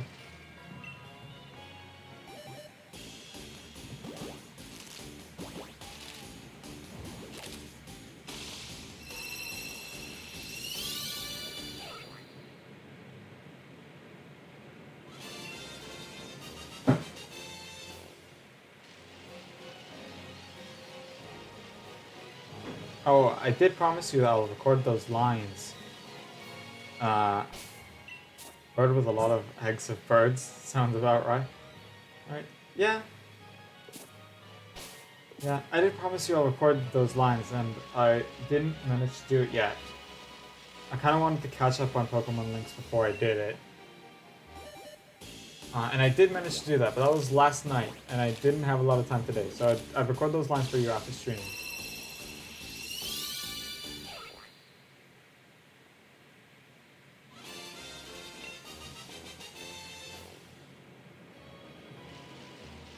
Good? Okay.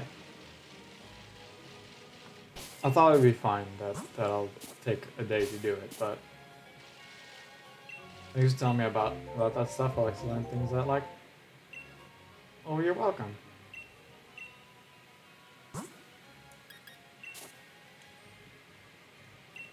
Yeah, I thought it could wait like a day, so I did want to watch the other things that, you know. Basically, I wanted to watch Pokemon Links before I participate in it. Still waiting on another for some lines. Also working on other elements of the video. Okay, cool. Cool. I'll try to get them to you by the end of the day.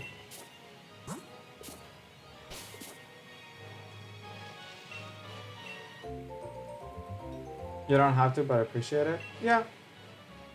I want to say that I usually don't postpone tasks I'm given, but I can't really say that. I just wanted to do this. I just wanted to make sure that I do this, that I'm not holding you back too long.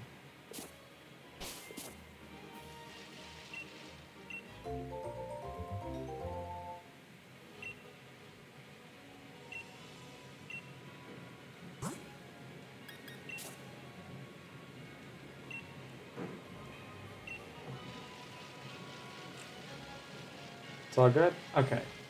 Okay, so I'm not as stressed about it. Which is good.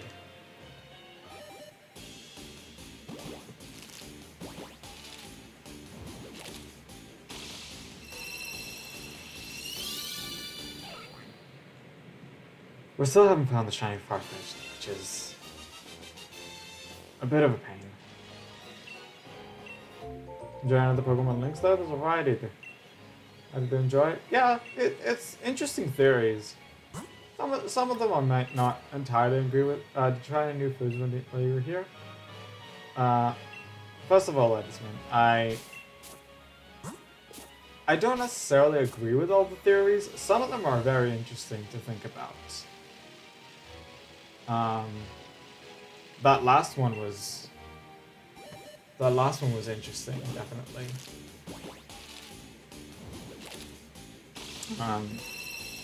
As for the food question,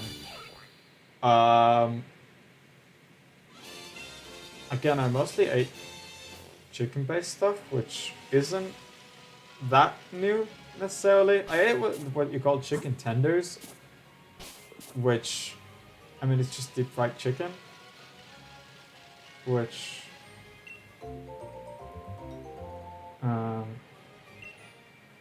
I don't think we have here in the exact way that you have them there, and that was nice. But otherwise, it's just like pizza and chicken rice balls, which isn't that weird.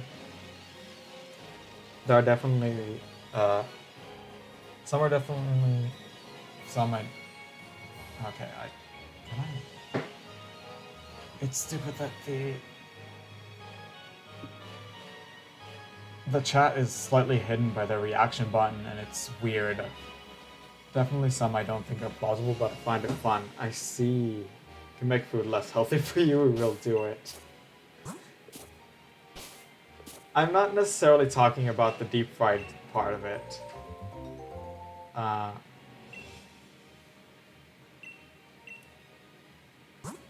Oh, I didn't need to pick up that egg.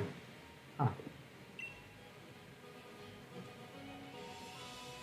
Oh, come on, get back to chat.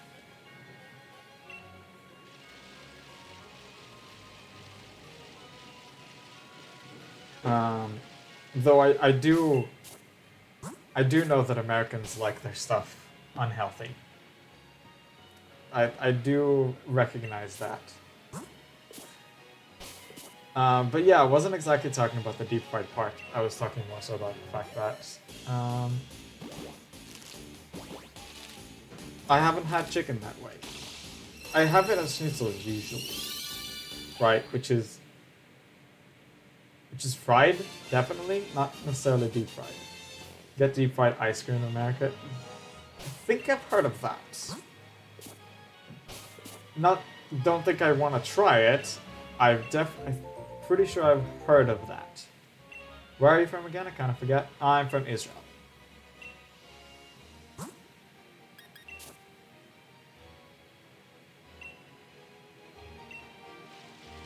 Not that far gone yet to think that sounds good. At least, at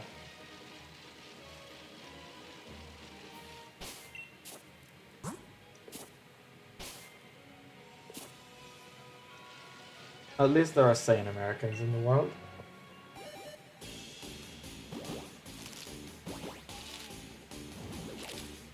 But yeah, otherwise, the chicken tender thing was good. It was very nice. I guess that the nearest thing I had was chicken nuggets from McDonald's. It was just bigger. Oh, did I finish another box without realizing? I totally did.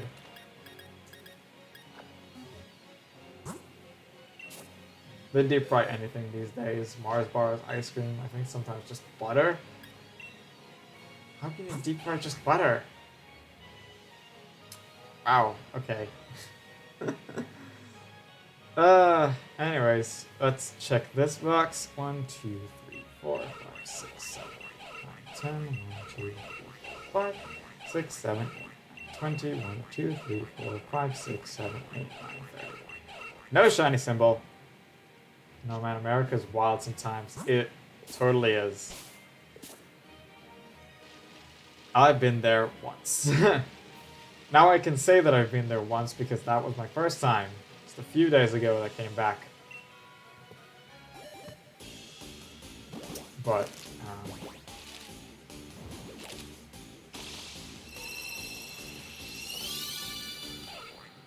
yeah, I managed to deal with the food situation. It wasn't that bad.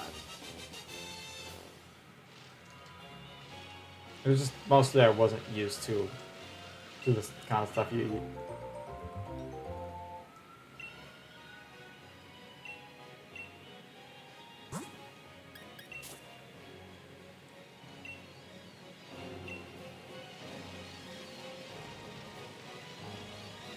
There was enough stuff in there for me to be able to not go hungry.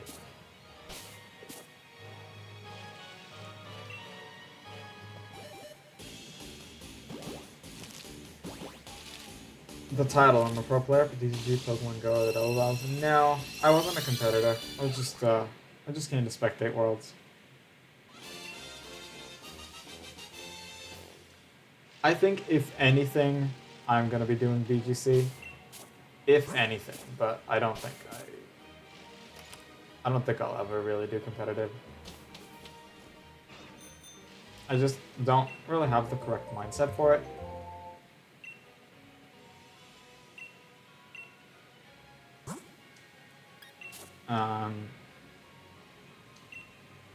But hey, it's fun to watch.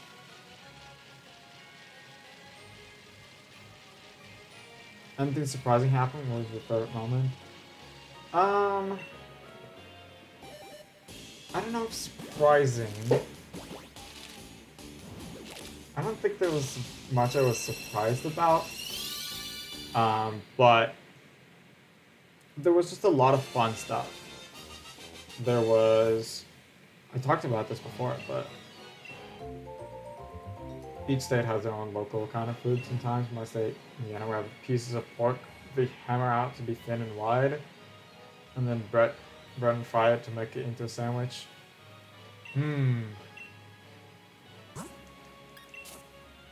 Breaded deep fried pork is definitely not something I usually have. I think pork is also something that's missing from here. It's like the one completely non-kosher meat.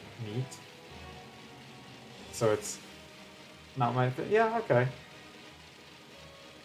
So I think that's something that is very hard to get here, like pork meat in general.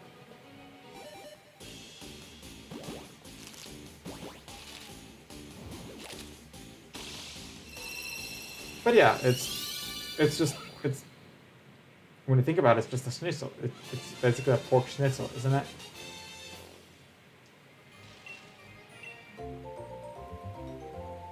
But as for Worlds, again, I watched some of the matches. The matches were fun. Similar. The matches were fun. I didn't watch a lot of them because I was mostly interested in the other parts of the event. There were a couple panels I went to.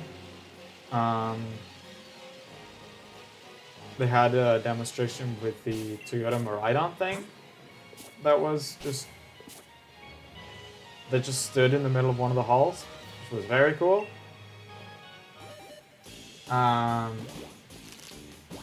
There was, and I think that was my favorite part of it. Oh, I forgot to check on it. All of it was just stuff that came over from other parts of the world and adapted to what we had here. Yeah, that makes sense. A lot of food is not necessarily originates in when it's eaten.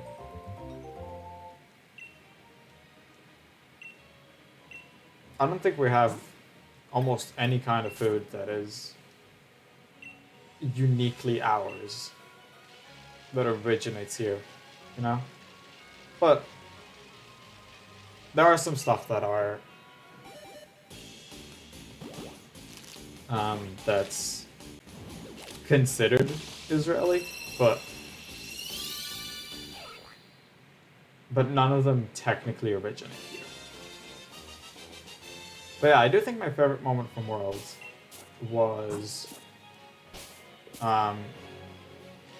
they had a live episode of the Gotta Catch 'Em All game show.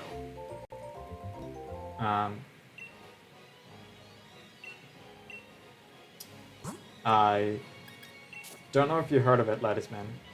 Ladies?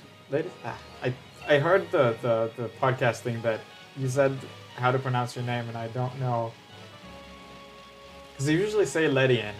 I do say Ledian most of the time, but that's something else. Basically, Pokemon trivia show hosted by tomatoes came from South America. Can you imagine the talent for not having tomatoes across the mind? Yeah, that's true. But yeah, the Gotta Catch 'Em All game show. It's a Pokemon trivia show hosted by Brian David Gilbert. One of the good things in globalization, if each country was isolated, food, fashion, language would be very limited. That is true. That is mostly a good thing.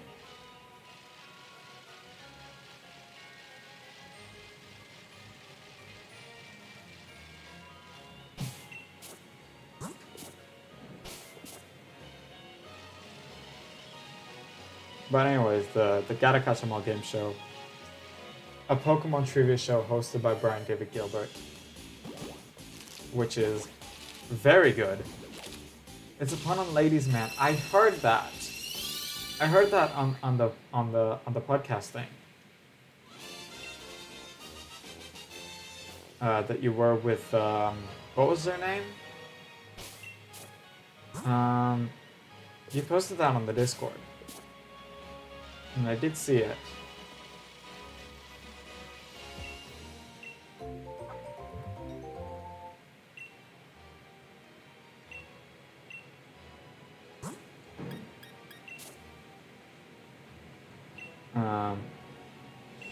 Josh and Logan for Skill Link. That was it. That was what it was called.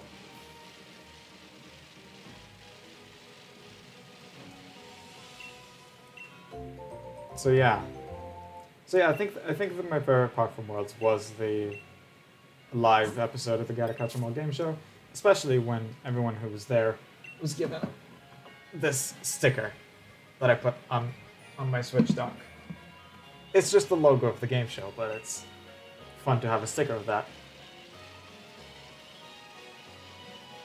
It just gave them out after it was over.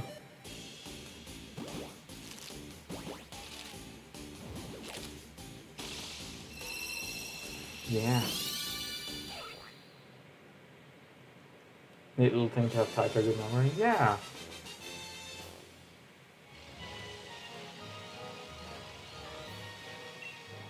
Anyways, how are we doing with Farfetch'd in our PC? In our party. Oh, that was actually the last one. Good. I think I tried to say both cool and good at the same time. To give you a pin Worlds, there wasn't a specific Worlds pin. There were a bunch of pins going around. I'm just not too interested in pins.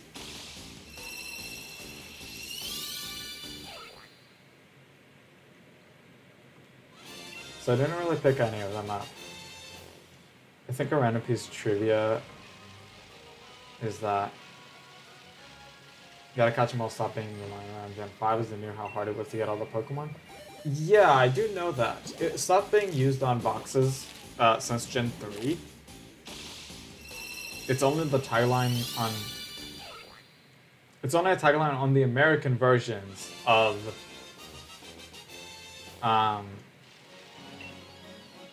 of the Gens 1 and 2 boxes.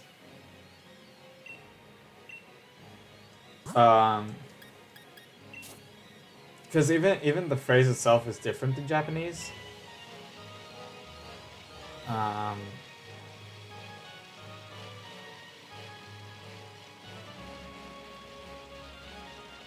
Yeah, but it wasn't used on American boxes since Gen 3.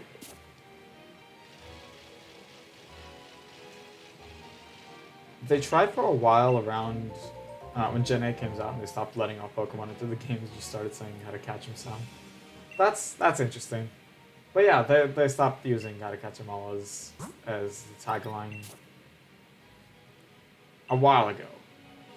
It's still sort of a part of it.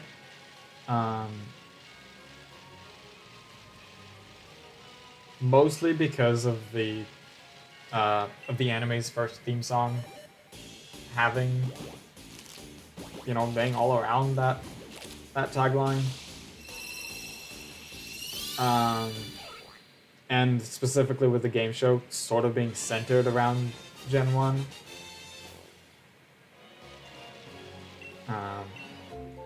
The live show at least had a little bit of Worlds trivia in there.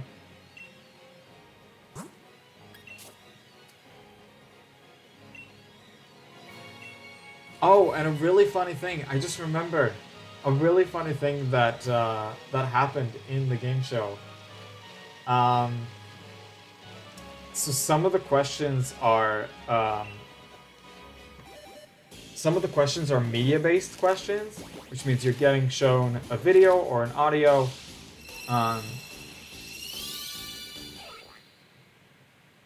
And there's also a feel around the plushie and try to guess what it is. Catching everyone wouldn't be bad if you could do it all in one save in one version of the game, which could have happened. Well, I guess on one save it could never happen. But one game in Gens 1 and 2 was sort of possible, and one like release, like across, I don't know, like red and blue or across gold and silver.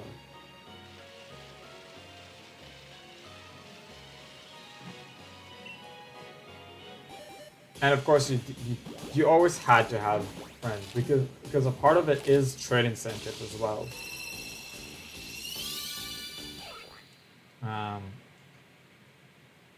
I mean, there's even specific Pokemon that are trade incentives because they did want you to trade.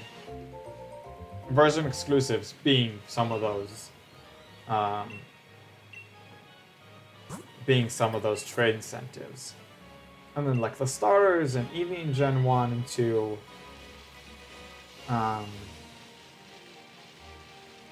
Hitmonchan, Hitmonlee in Gen 1. Obviously there's now easier ways of getting them, not necessarily through trade, from older games and stuff. But part of it was incentivized trading. Anyways, audio questions in the Gotta Catch 'Em All game show. Media questions, yeah. The original idea to have Pokemon was every game cart have a random Pokemon so that each game had different mons available to them.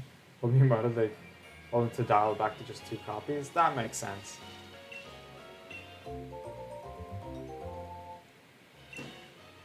So, there was only one audio question. Right, there were like 2 or 3 video questions and 2 plushie questions. Like they're called sensory questions, right? But the one audio question was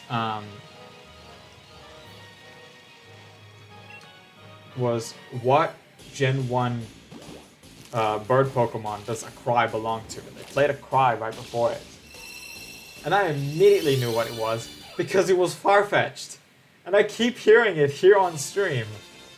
And I heard it in there and I was like, I know that's Farfetch'd. I knew that immediately because of this shiny hat that's taking so long. So that was the funniest thing.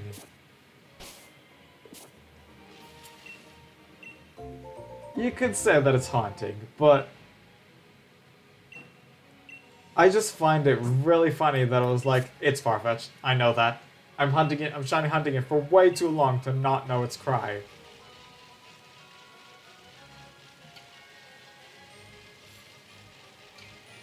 Now, when they said that it would be like recognize the cry thing, am I a fan of Farfetch'd? Not so much. I'm a fan of the shiny of Surfetch'd.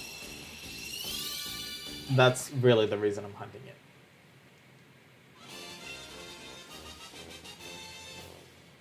But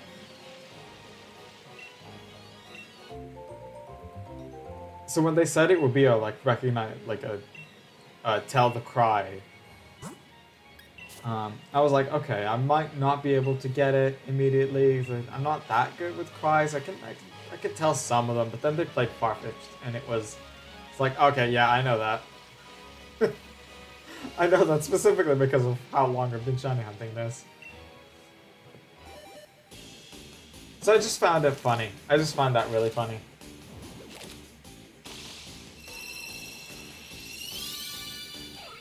I think the contestants had a bit of a hard time figuring it out.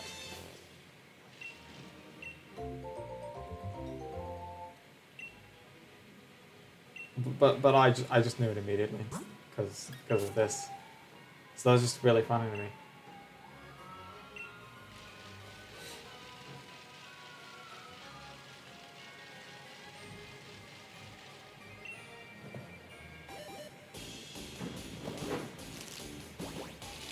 Also slightly unrelated to the event itself, but when I was making my way, a surprising amount of birds in Gen 1? Yeah!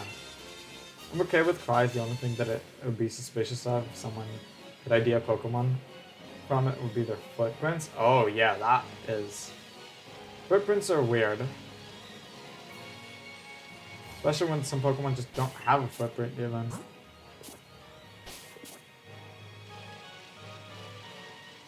Also, they kind of dropped that feature after Gen 4, didn't they?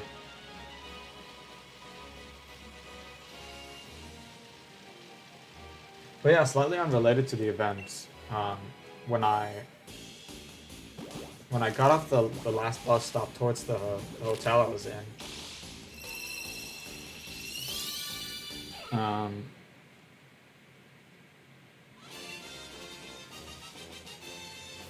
like it was a bus stop that was like 15 minutes walk away from the hotel, and I was like,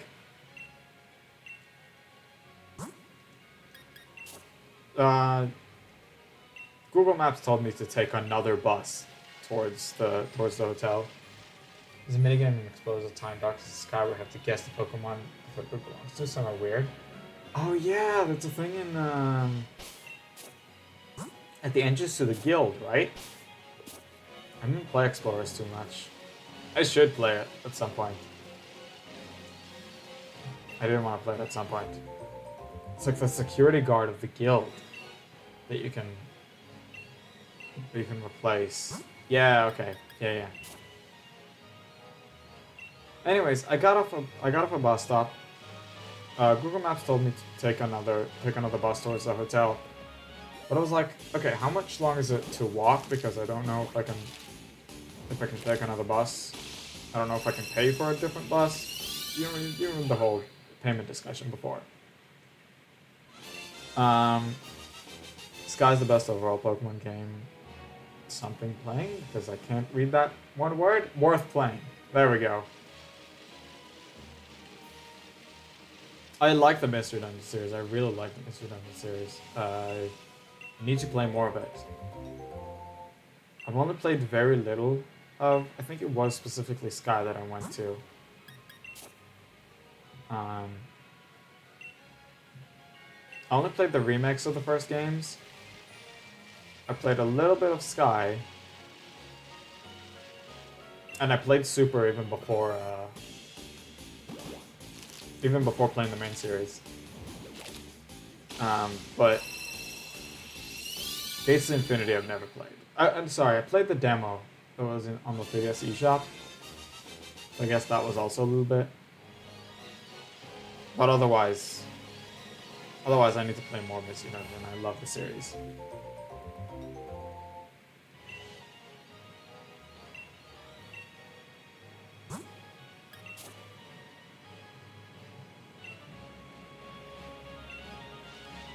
But back to what I was talking about before.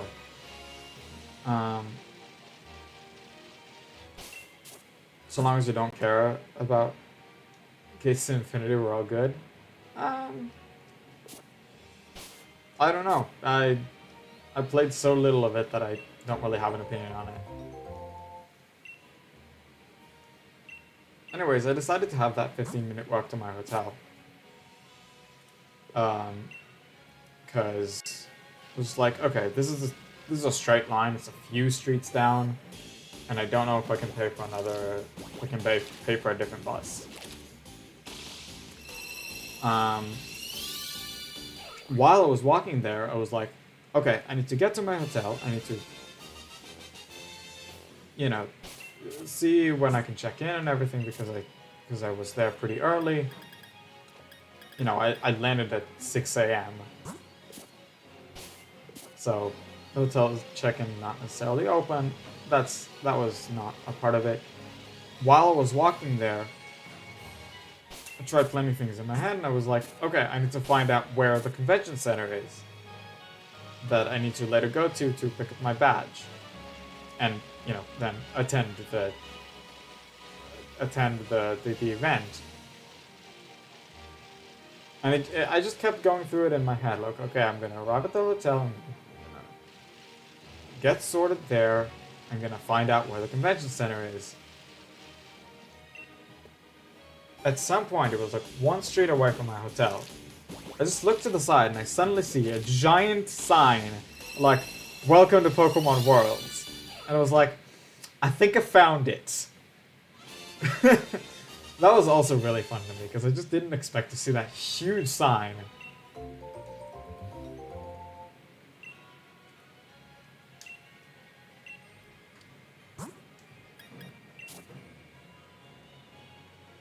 I expected it to have signs, like, around it, but not one that you can see from, like...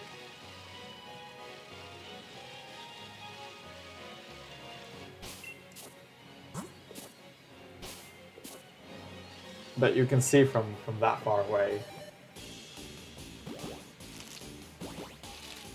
Basically, the convention center is, like, inside a street.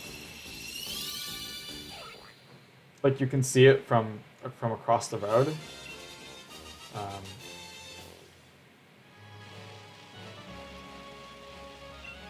And that's also like a street away from... Not a street away, like a block away. I don't know exactly what the definition of a block is, because...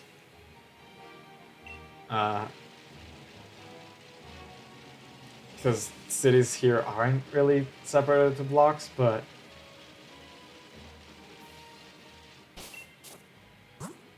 But my hotel was at one corner of like very close to a big intersection, and the convention center is at on one of the other sides of the,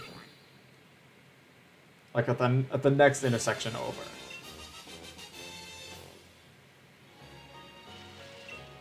So it's like one. I guess those are blocks. Again, I don't know the exact definition, so someone can correct me, but...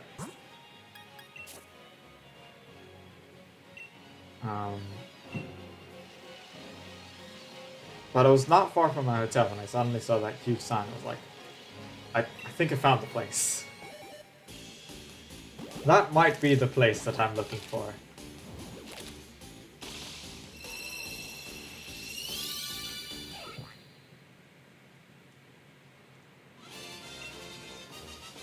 I checked my boxes with the previous one, right? 2270? No, and 80 is the correct one. Is 80 the correct one? 2,280. Oh yeah, 4 plus 8 plus 12. Yeah, okay. That's the box that we're supposed to check. There we go. No, don't move. Check something. 1, 2, 3, 4, 5, 6, 7. 1, 2, 3, 4, 5, 6, 7. 20. 1, 2, 3, 4, 5, 6, 7, 8, 9, 30. What's my favorite generation? Ooh. I'm not sure, actually. I was also supposed to take a break a while ago. I need to go to the bathroom, so we'll be taking that now. My favorite Pokemon generation. I don't know. I started playing in 6, which, you know, Aura still has a special place for me. I think it's Gen 4 because it's added online. That's cool. Let me battle and trade with all this for the first time. That's fun. I mean, I always had my brother, so I could always trade even if it wasn't online. But you know, we did come in at Generation 6. I don't know. I enjoy so many Pokemon games that I enjoy Pokemon games so much. I don't really know what my favorite generation is.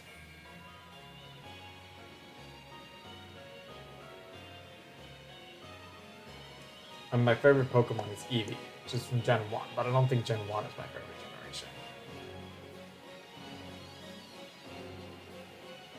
Yeah, no, I don't really think I have a concrete answer.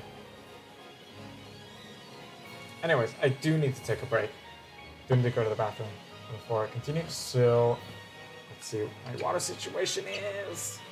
I've not been drinking enough, but I don't need to fill it right now. So anyways, For the last time today. I'll be right back.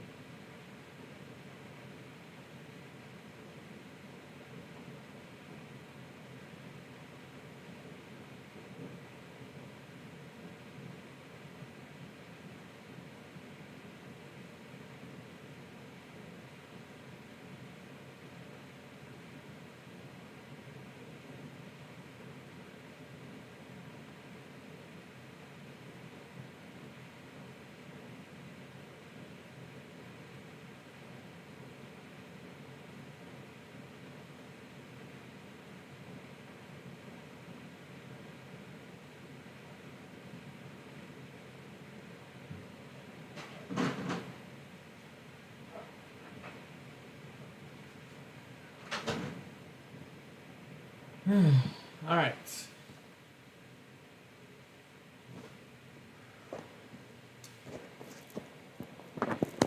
Going to head out and nice catching up with you. I mean, sure, thank you so much. Probably not here anymore, but still.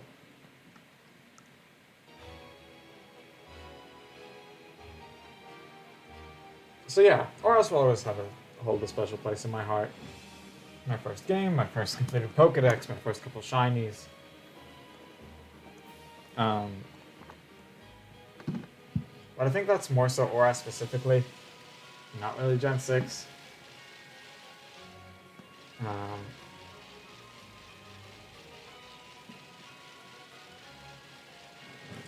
I've definitely played Gen 7 the most.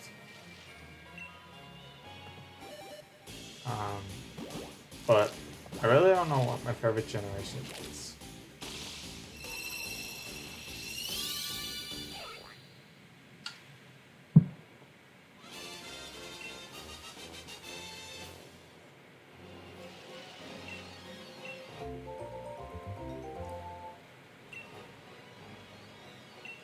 And now with my phone fully charged and my tablet at almost 50%, I should charge 8 instead.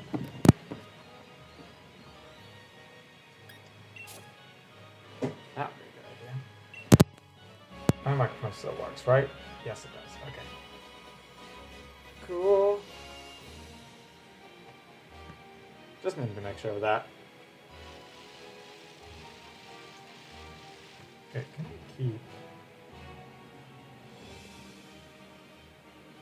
I might be able to keep the string thing over here.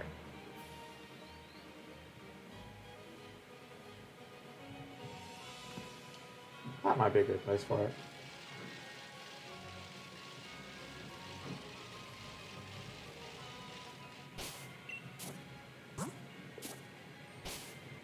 Or with a piece of text that I don't really need to keep track of. I kept turning it on and off all the time, but I guess this is as good place as any. Or rather, it's better that it doesn't cover up anything on the screen, anything important on the screen. No, I want to be able to see myself. I want to be able to see the entire game. But hey, this piece of text on the side is not really that important. I'm talking about the goal thingy. about the text over under the goals. Anyone's wondering.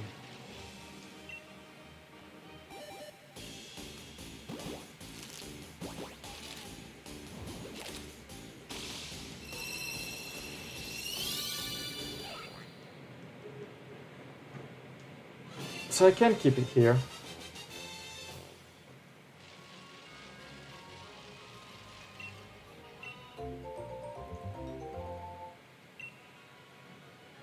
I do kind of prefer the physical Stream Deck over... Even over this, and definitely over just having to do everything with keyboard shortcuts. But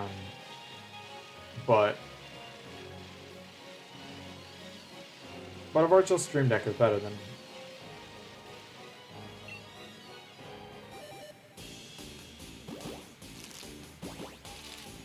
Better than not having anything. Better than having just the keyboard shortcuts. Obviously, those are always there.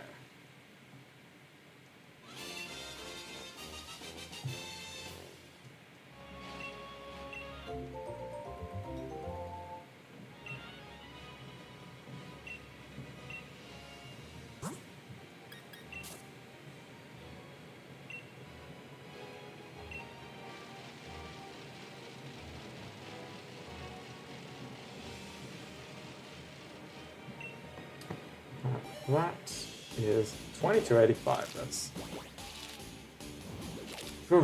large numbers. Large numbers for sure. What's the next full box? That was 2280, and the next one is 2310? Yeah, that makes sense.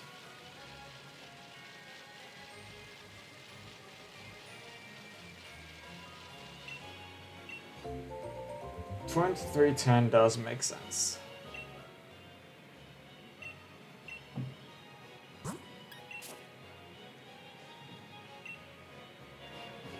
I just want to make sure that I haven't left any X in my PC accidentally. No. Also, the amount of Farfetch I have there, it's the amount of encounters I've done, so that's good.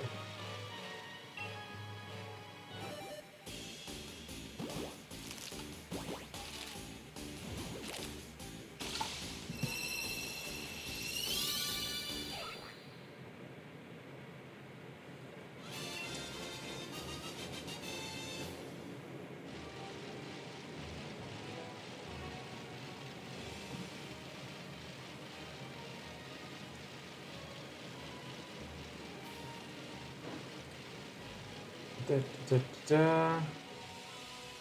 I need to pick up this egg? I think I do. Yes, I do.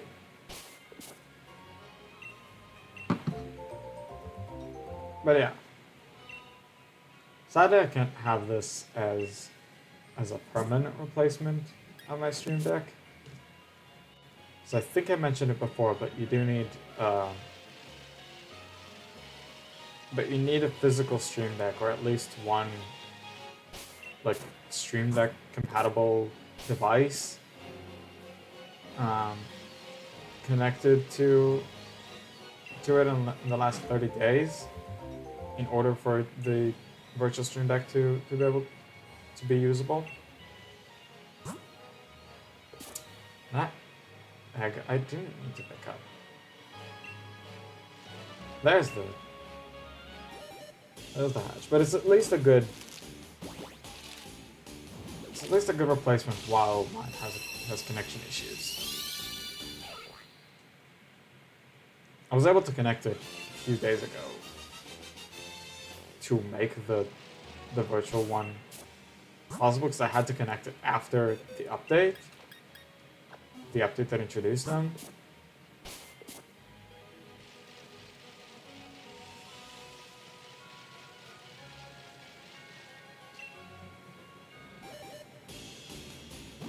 But yeah, it's a good backup in case mine has issues. If I need to get a new one, that would be a big shame, and I'm not sure I'm even able to do it.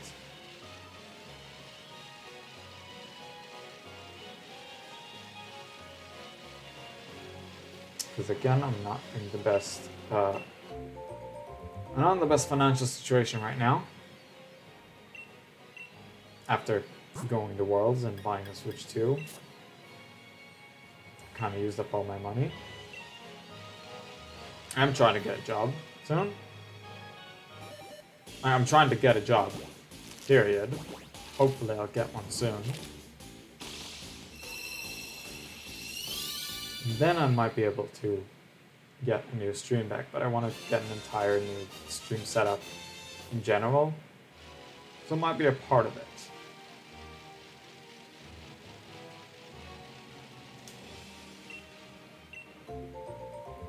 Yeah, eventually I need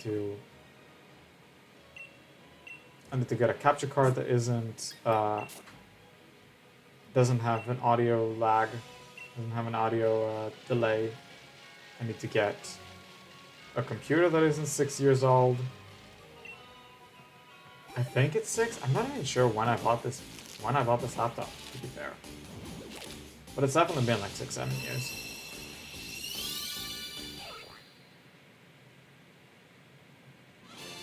You know, one that would be able to also stream at 60 FPS, because that's not something that I'm currently able to do very well.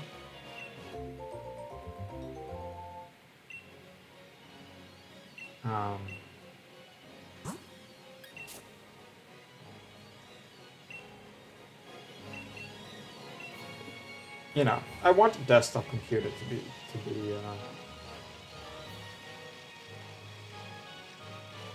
completely honest.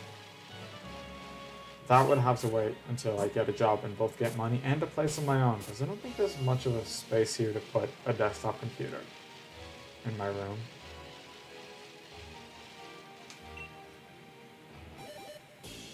Come on, click the button.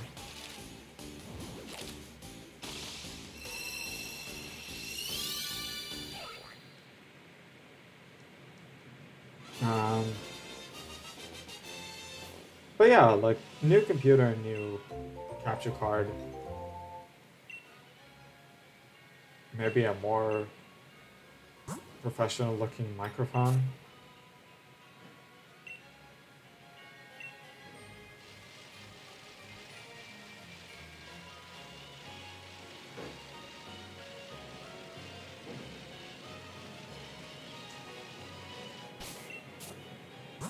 No. Do I have an egg in my PC? No, I don't. Hello, Austin! How are you doing? Let me give you a proper welcome, like I do to anyone who's new here. Hope it's a great day. It is, actually. Let's give you a proper welcome, like I do to anyone who's new here. How are you doing?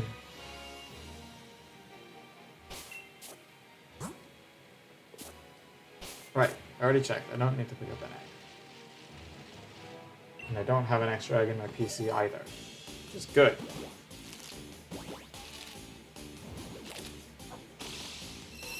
Love Masuda hunting? I don't really.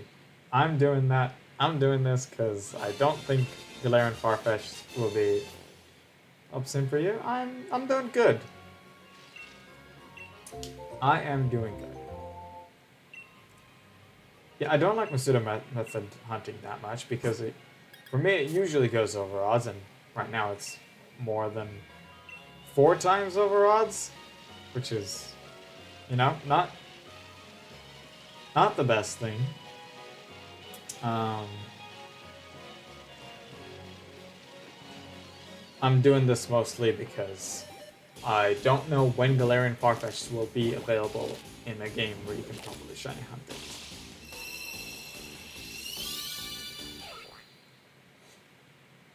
So I'm doing a Masuda Method hunt for it because I really want to shiny Farfetch'd.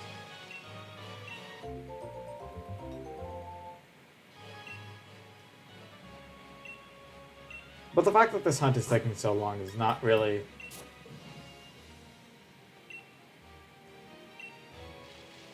doesn't indicate my entire mood. I came back from Worlds a few days ago and that was awesome.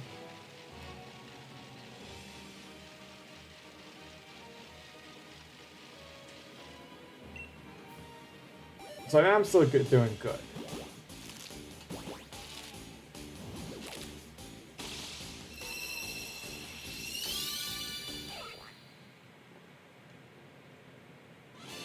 Yeah, I have quite a bit dislike towards Masuda Method.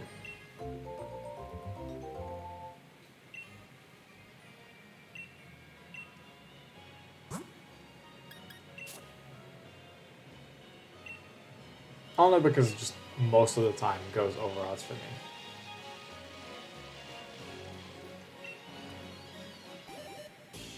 I literally have it written down. I think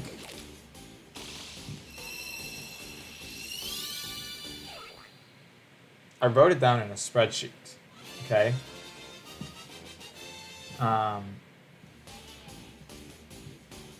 Because I wanted to get, you know, I had a suspicion that Masuda Method is working worse for me than soft resets do.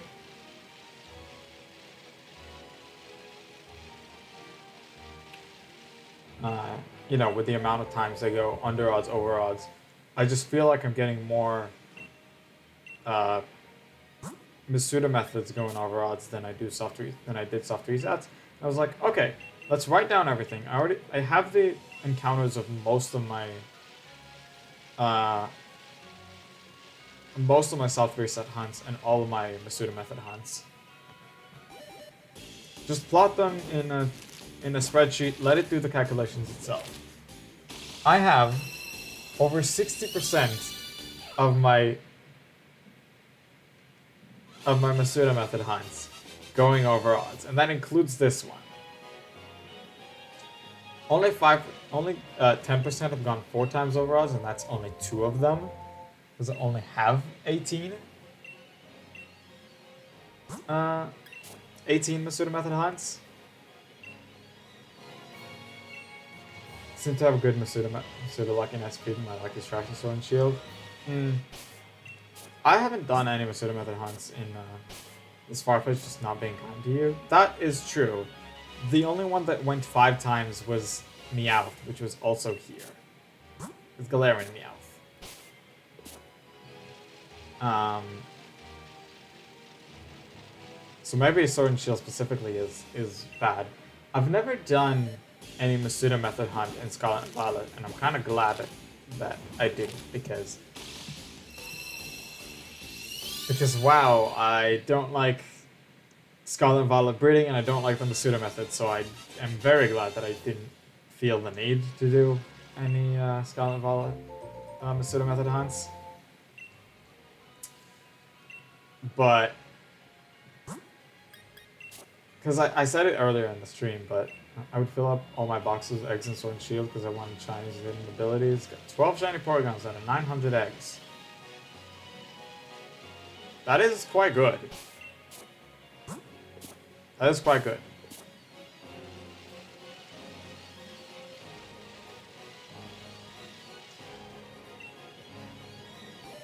But yeah, I said it earlier in the stream, but I don't like the shinies of the starters.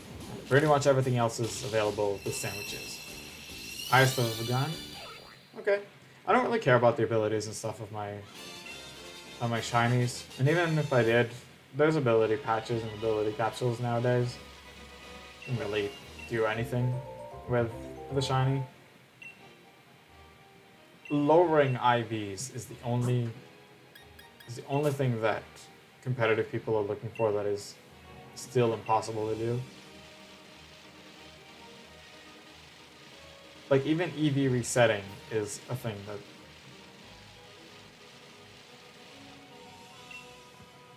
has been a thing. Made them easier to get attack stuff on and make them harder. That's fair. That's fair. But I like normal shiny hunting methods, and I think that's a good enough reward by itself. Even with the lowered odds. Now for me it's shiny plus size plus mark. Yeah, that's what some people...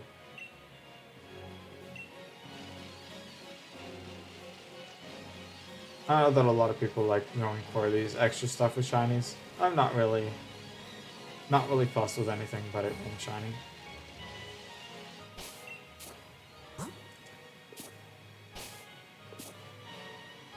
But yeah, in Scarlet and Violet, I don't like the shinies of the starters, and everything, pretty much everything else is available with regular sandwiches. So I never found the reason to do Masuda Method. That's fine. People should always do what they will have fun with. Yeah.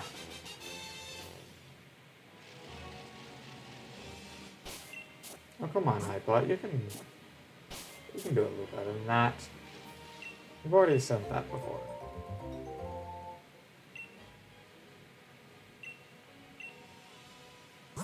Yeah, the timer, it's random what message it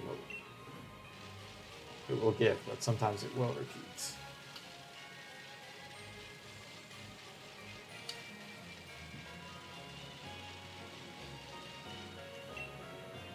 Sometimes it will repeat, even though it has plenty of messages to choose from.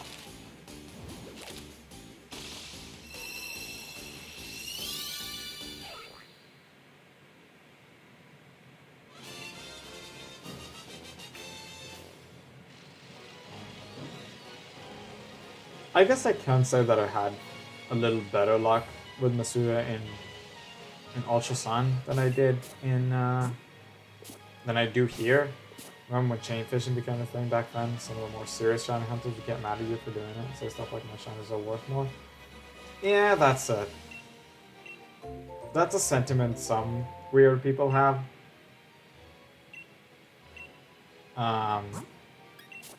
That shinies that are easier to find are worth less.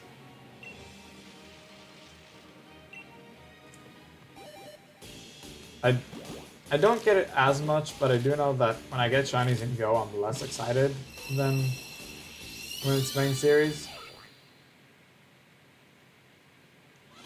Especially with stuff like Community Day, that if you go through it and not get a shiny, that's the weird part.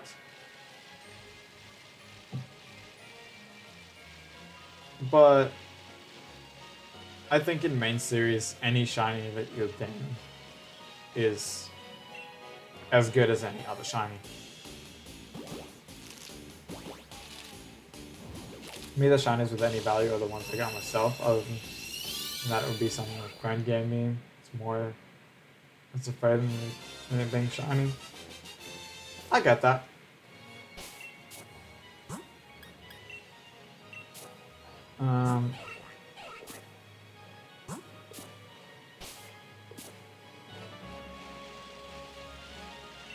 Yeah, no, I do like getting my shinies myself as well.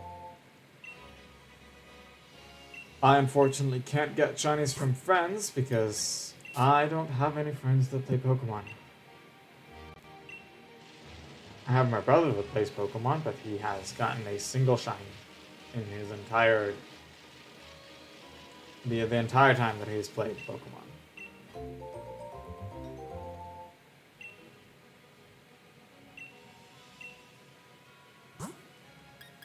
He got a single random shiny for Mantis. That was his one shiny.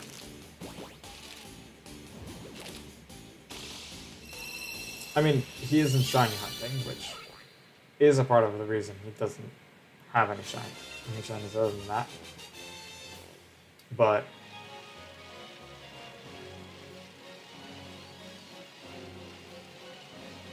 But yeah, I don't have any friends that play Pokemon. Mantis is a neat first shiny. Yes, it is. Don't take any more weird pics like that anymore. Like what? Hello, Mr. GG Klamoda. How are you doing? Let me give you a proper welcome like I do to anyone who's new here. Yes. Not with the space before the thing.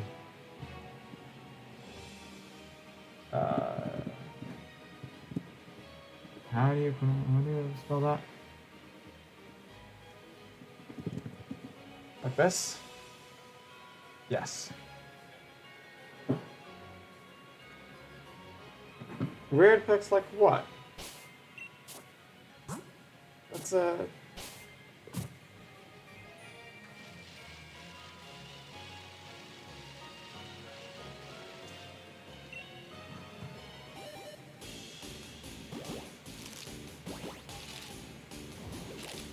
Let's see if they're still around to answer my question.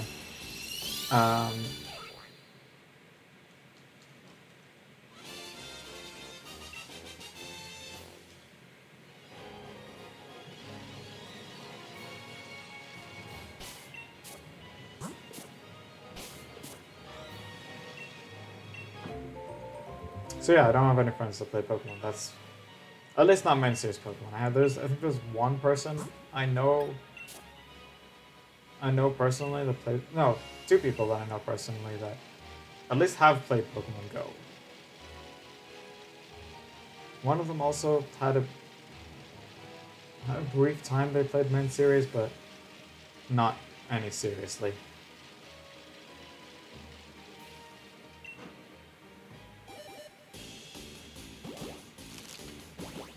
So I don't have any friends that could give me shinies.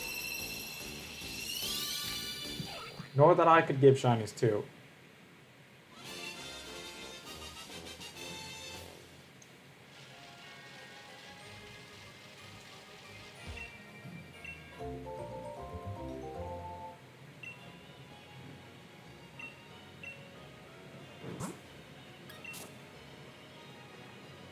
Oh, and neither of the Pokemon Go players, like, even those that play Go, like, don't play that much.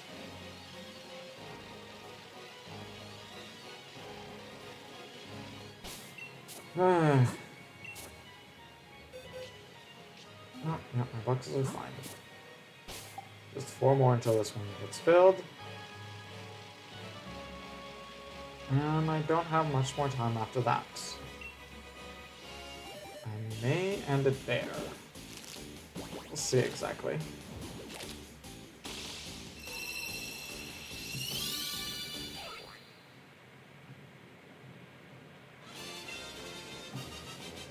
Yeah, Jake doesn't seem to really want to answer my question. I don't know what kind of weird pick he's referring to. If he's referring to the thumbnail, I just smile in it.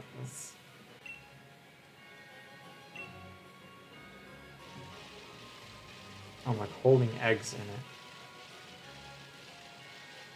Obviously added in the eggs.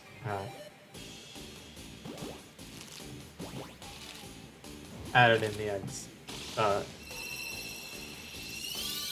You know, on the computer. Edited those eggs in. I didn't actually hold anything in the picture. So anyway, that's the weird part. That it's mostly just me, but then I added in the eggs.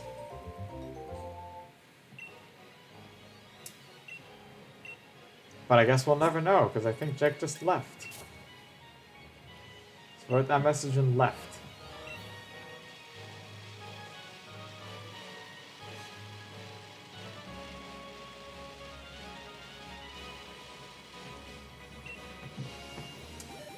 Anyways, 2309 is the second to last one at least before I check the box. At least for this box. We'll check it, we'll see. I think I may just end it there. Let's do one more.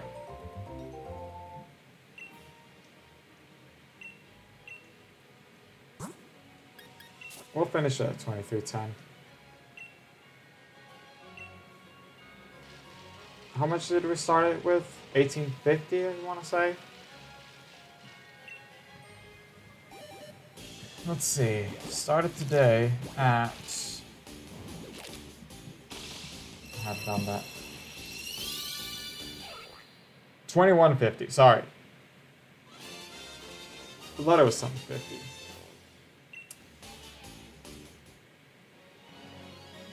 So that's 160 encounters today?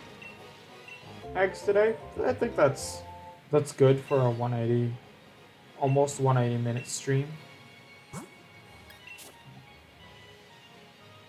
I think that's like my usual, I want to say. Let me double check the box. With anyone, each box that I filled today, and all. 1, 2, 3, 4, 5, 6, 7, 8, 9, 10, 1, 2, 3, 4, 5, 6, 7, 8, 9, 20, 1, 2, 3, 4, 5, 6, 7, 8, 9, 30. No shinies. No shinies today. I think, yeah, I will end things here. So, this is gonna be it for this stream. Thank you guys so much for watching. I hope you all enjoyed. If you did, make sure to hit that like button and subscribe for more Pokemon content. That is if you're on YouTube, obviously. If you're on Twitch, it's just a follow. No liking, no subscribing. Not any of that stuff. Thanks for the stream. If you're good with the rest of the day, thank you so much. Yeah, if you have subscribed or followed, make sure to follow me on Twitter and or Blue Sky with the links in the YouTube description, and the one with the bot will send in the chat as soon as I find that button. There it is.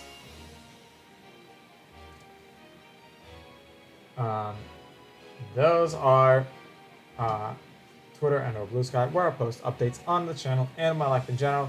I post it whenever I upload a video and before I go live, so they really are the best places to get updated. If you want to check out the rest of the streams, there is a playlist link in the YouTube description or in the playlist tab on the YouTube channel. And those that are on Twitch, I only have VODs on YouTube because I'm not even an affiliate, so streams are only kept for a week, I believe, and then deleted. I have some clips and stuff, but that's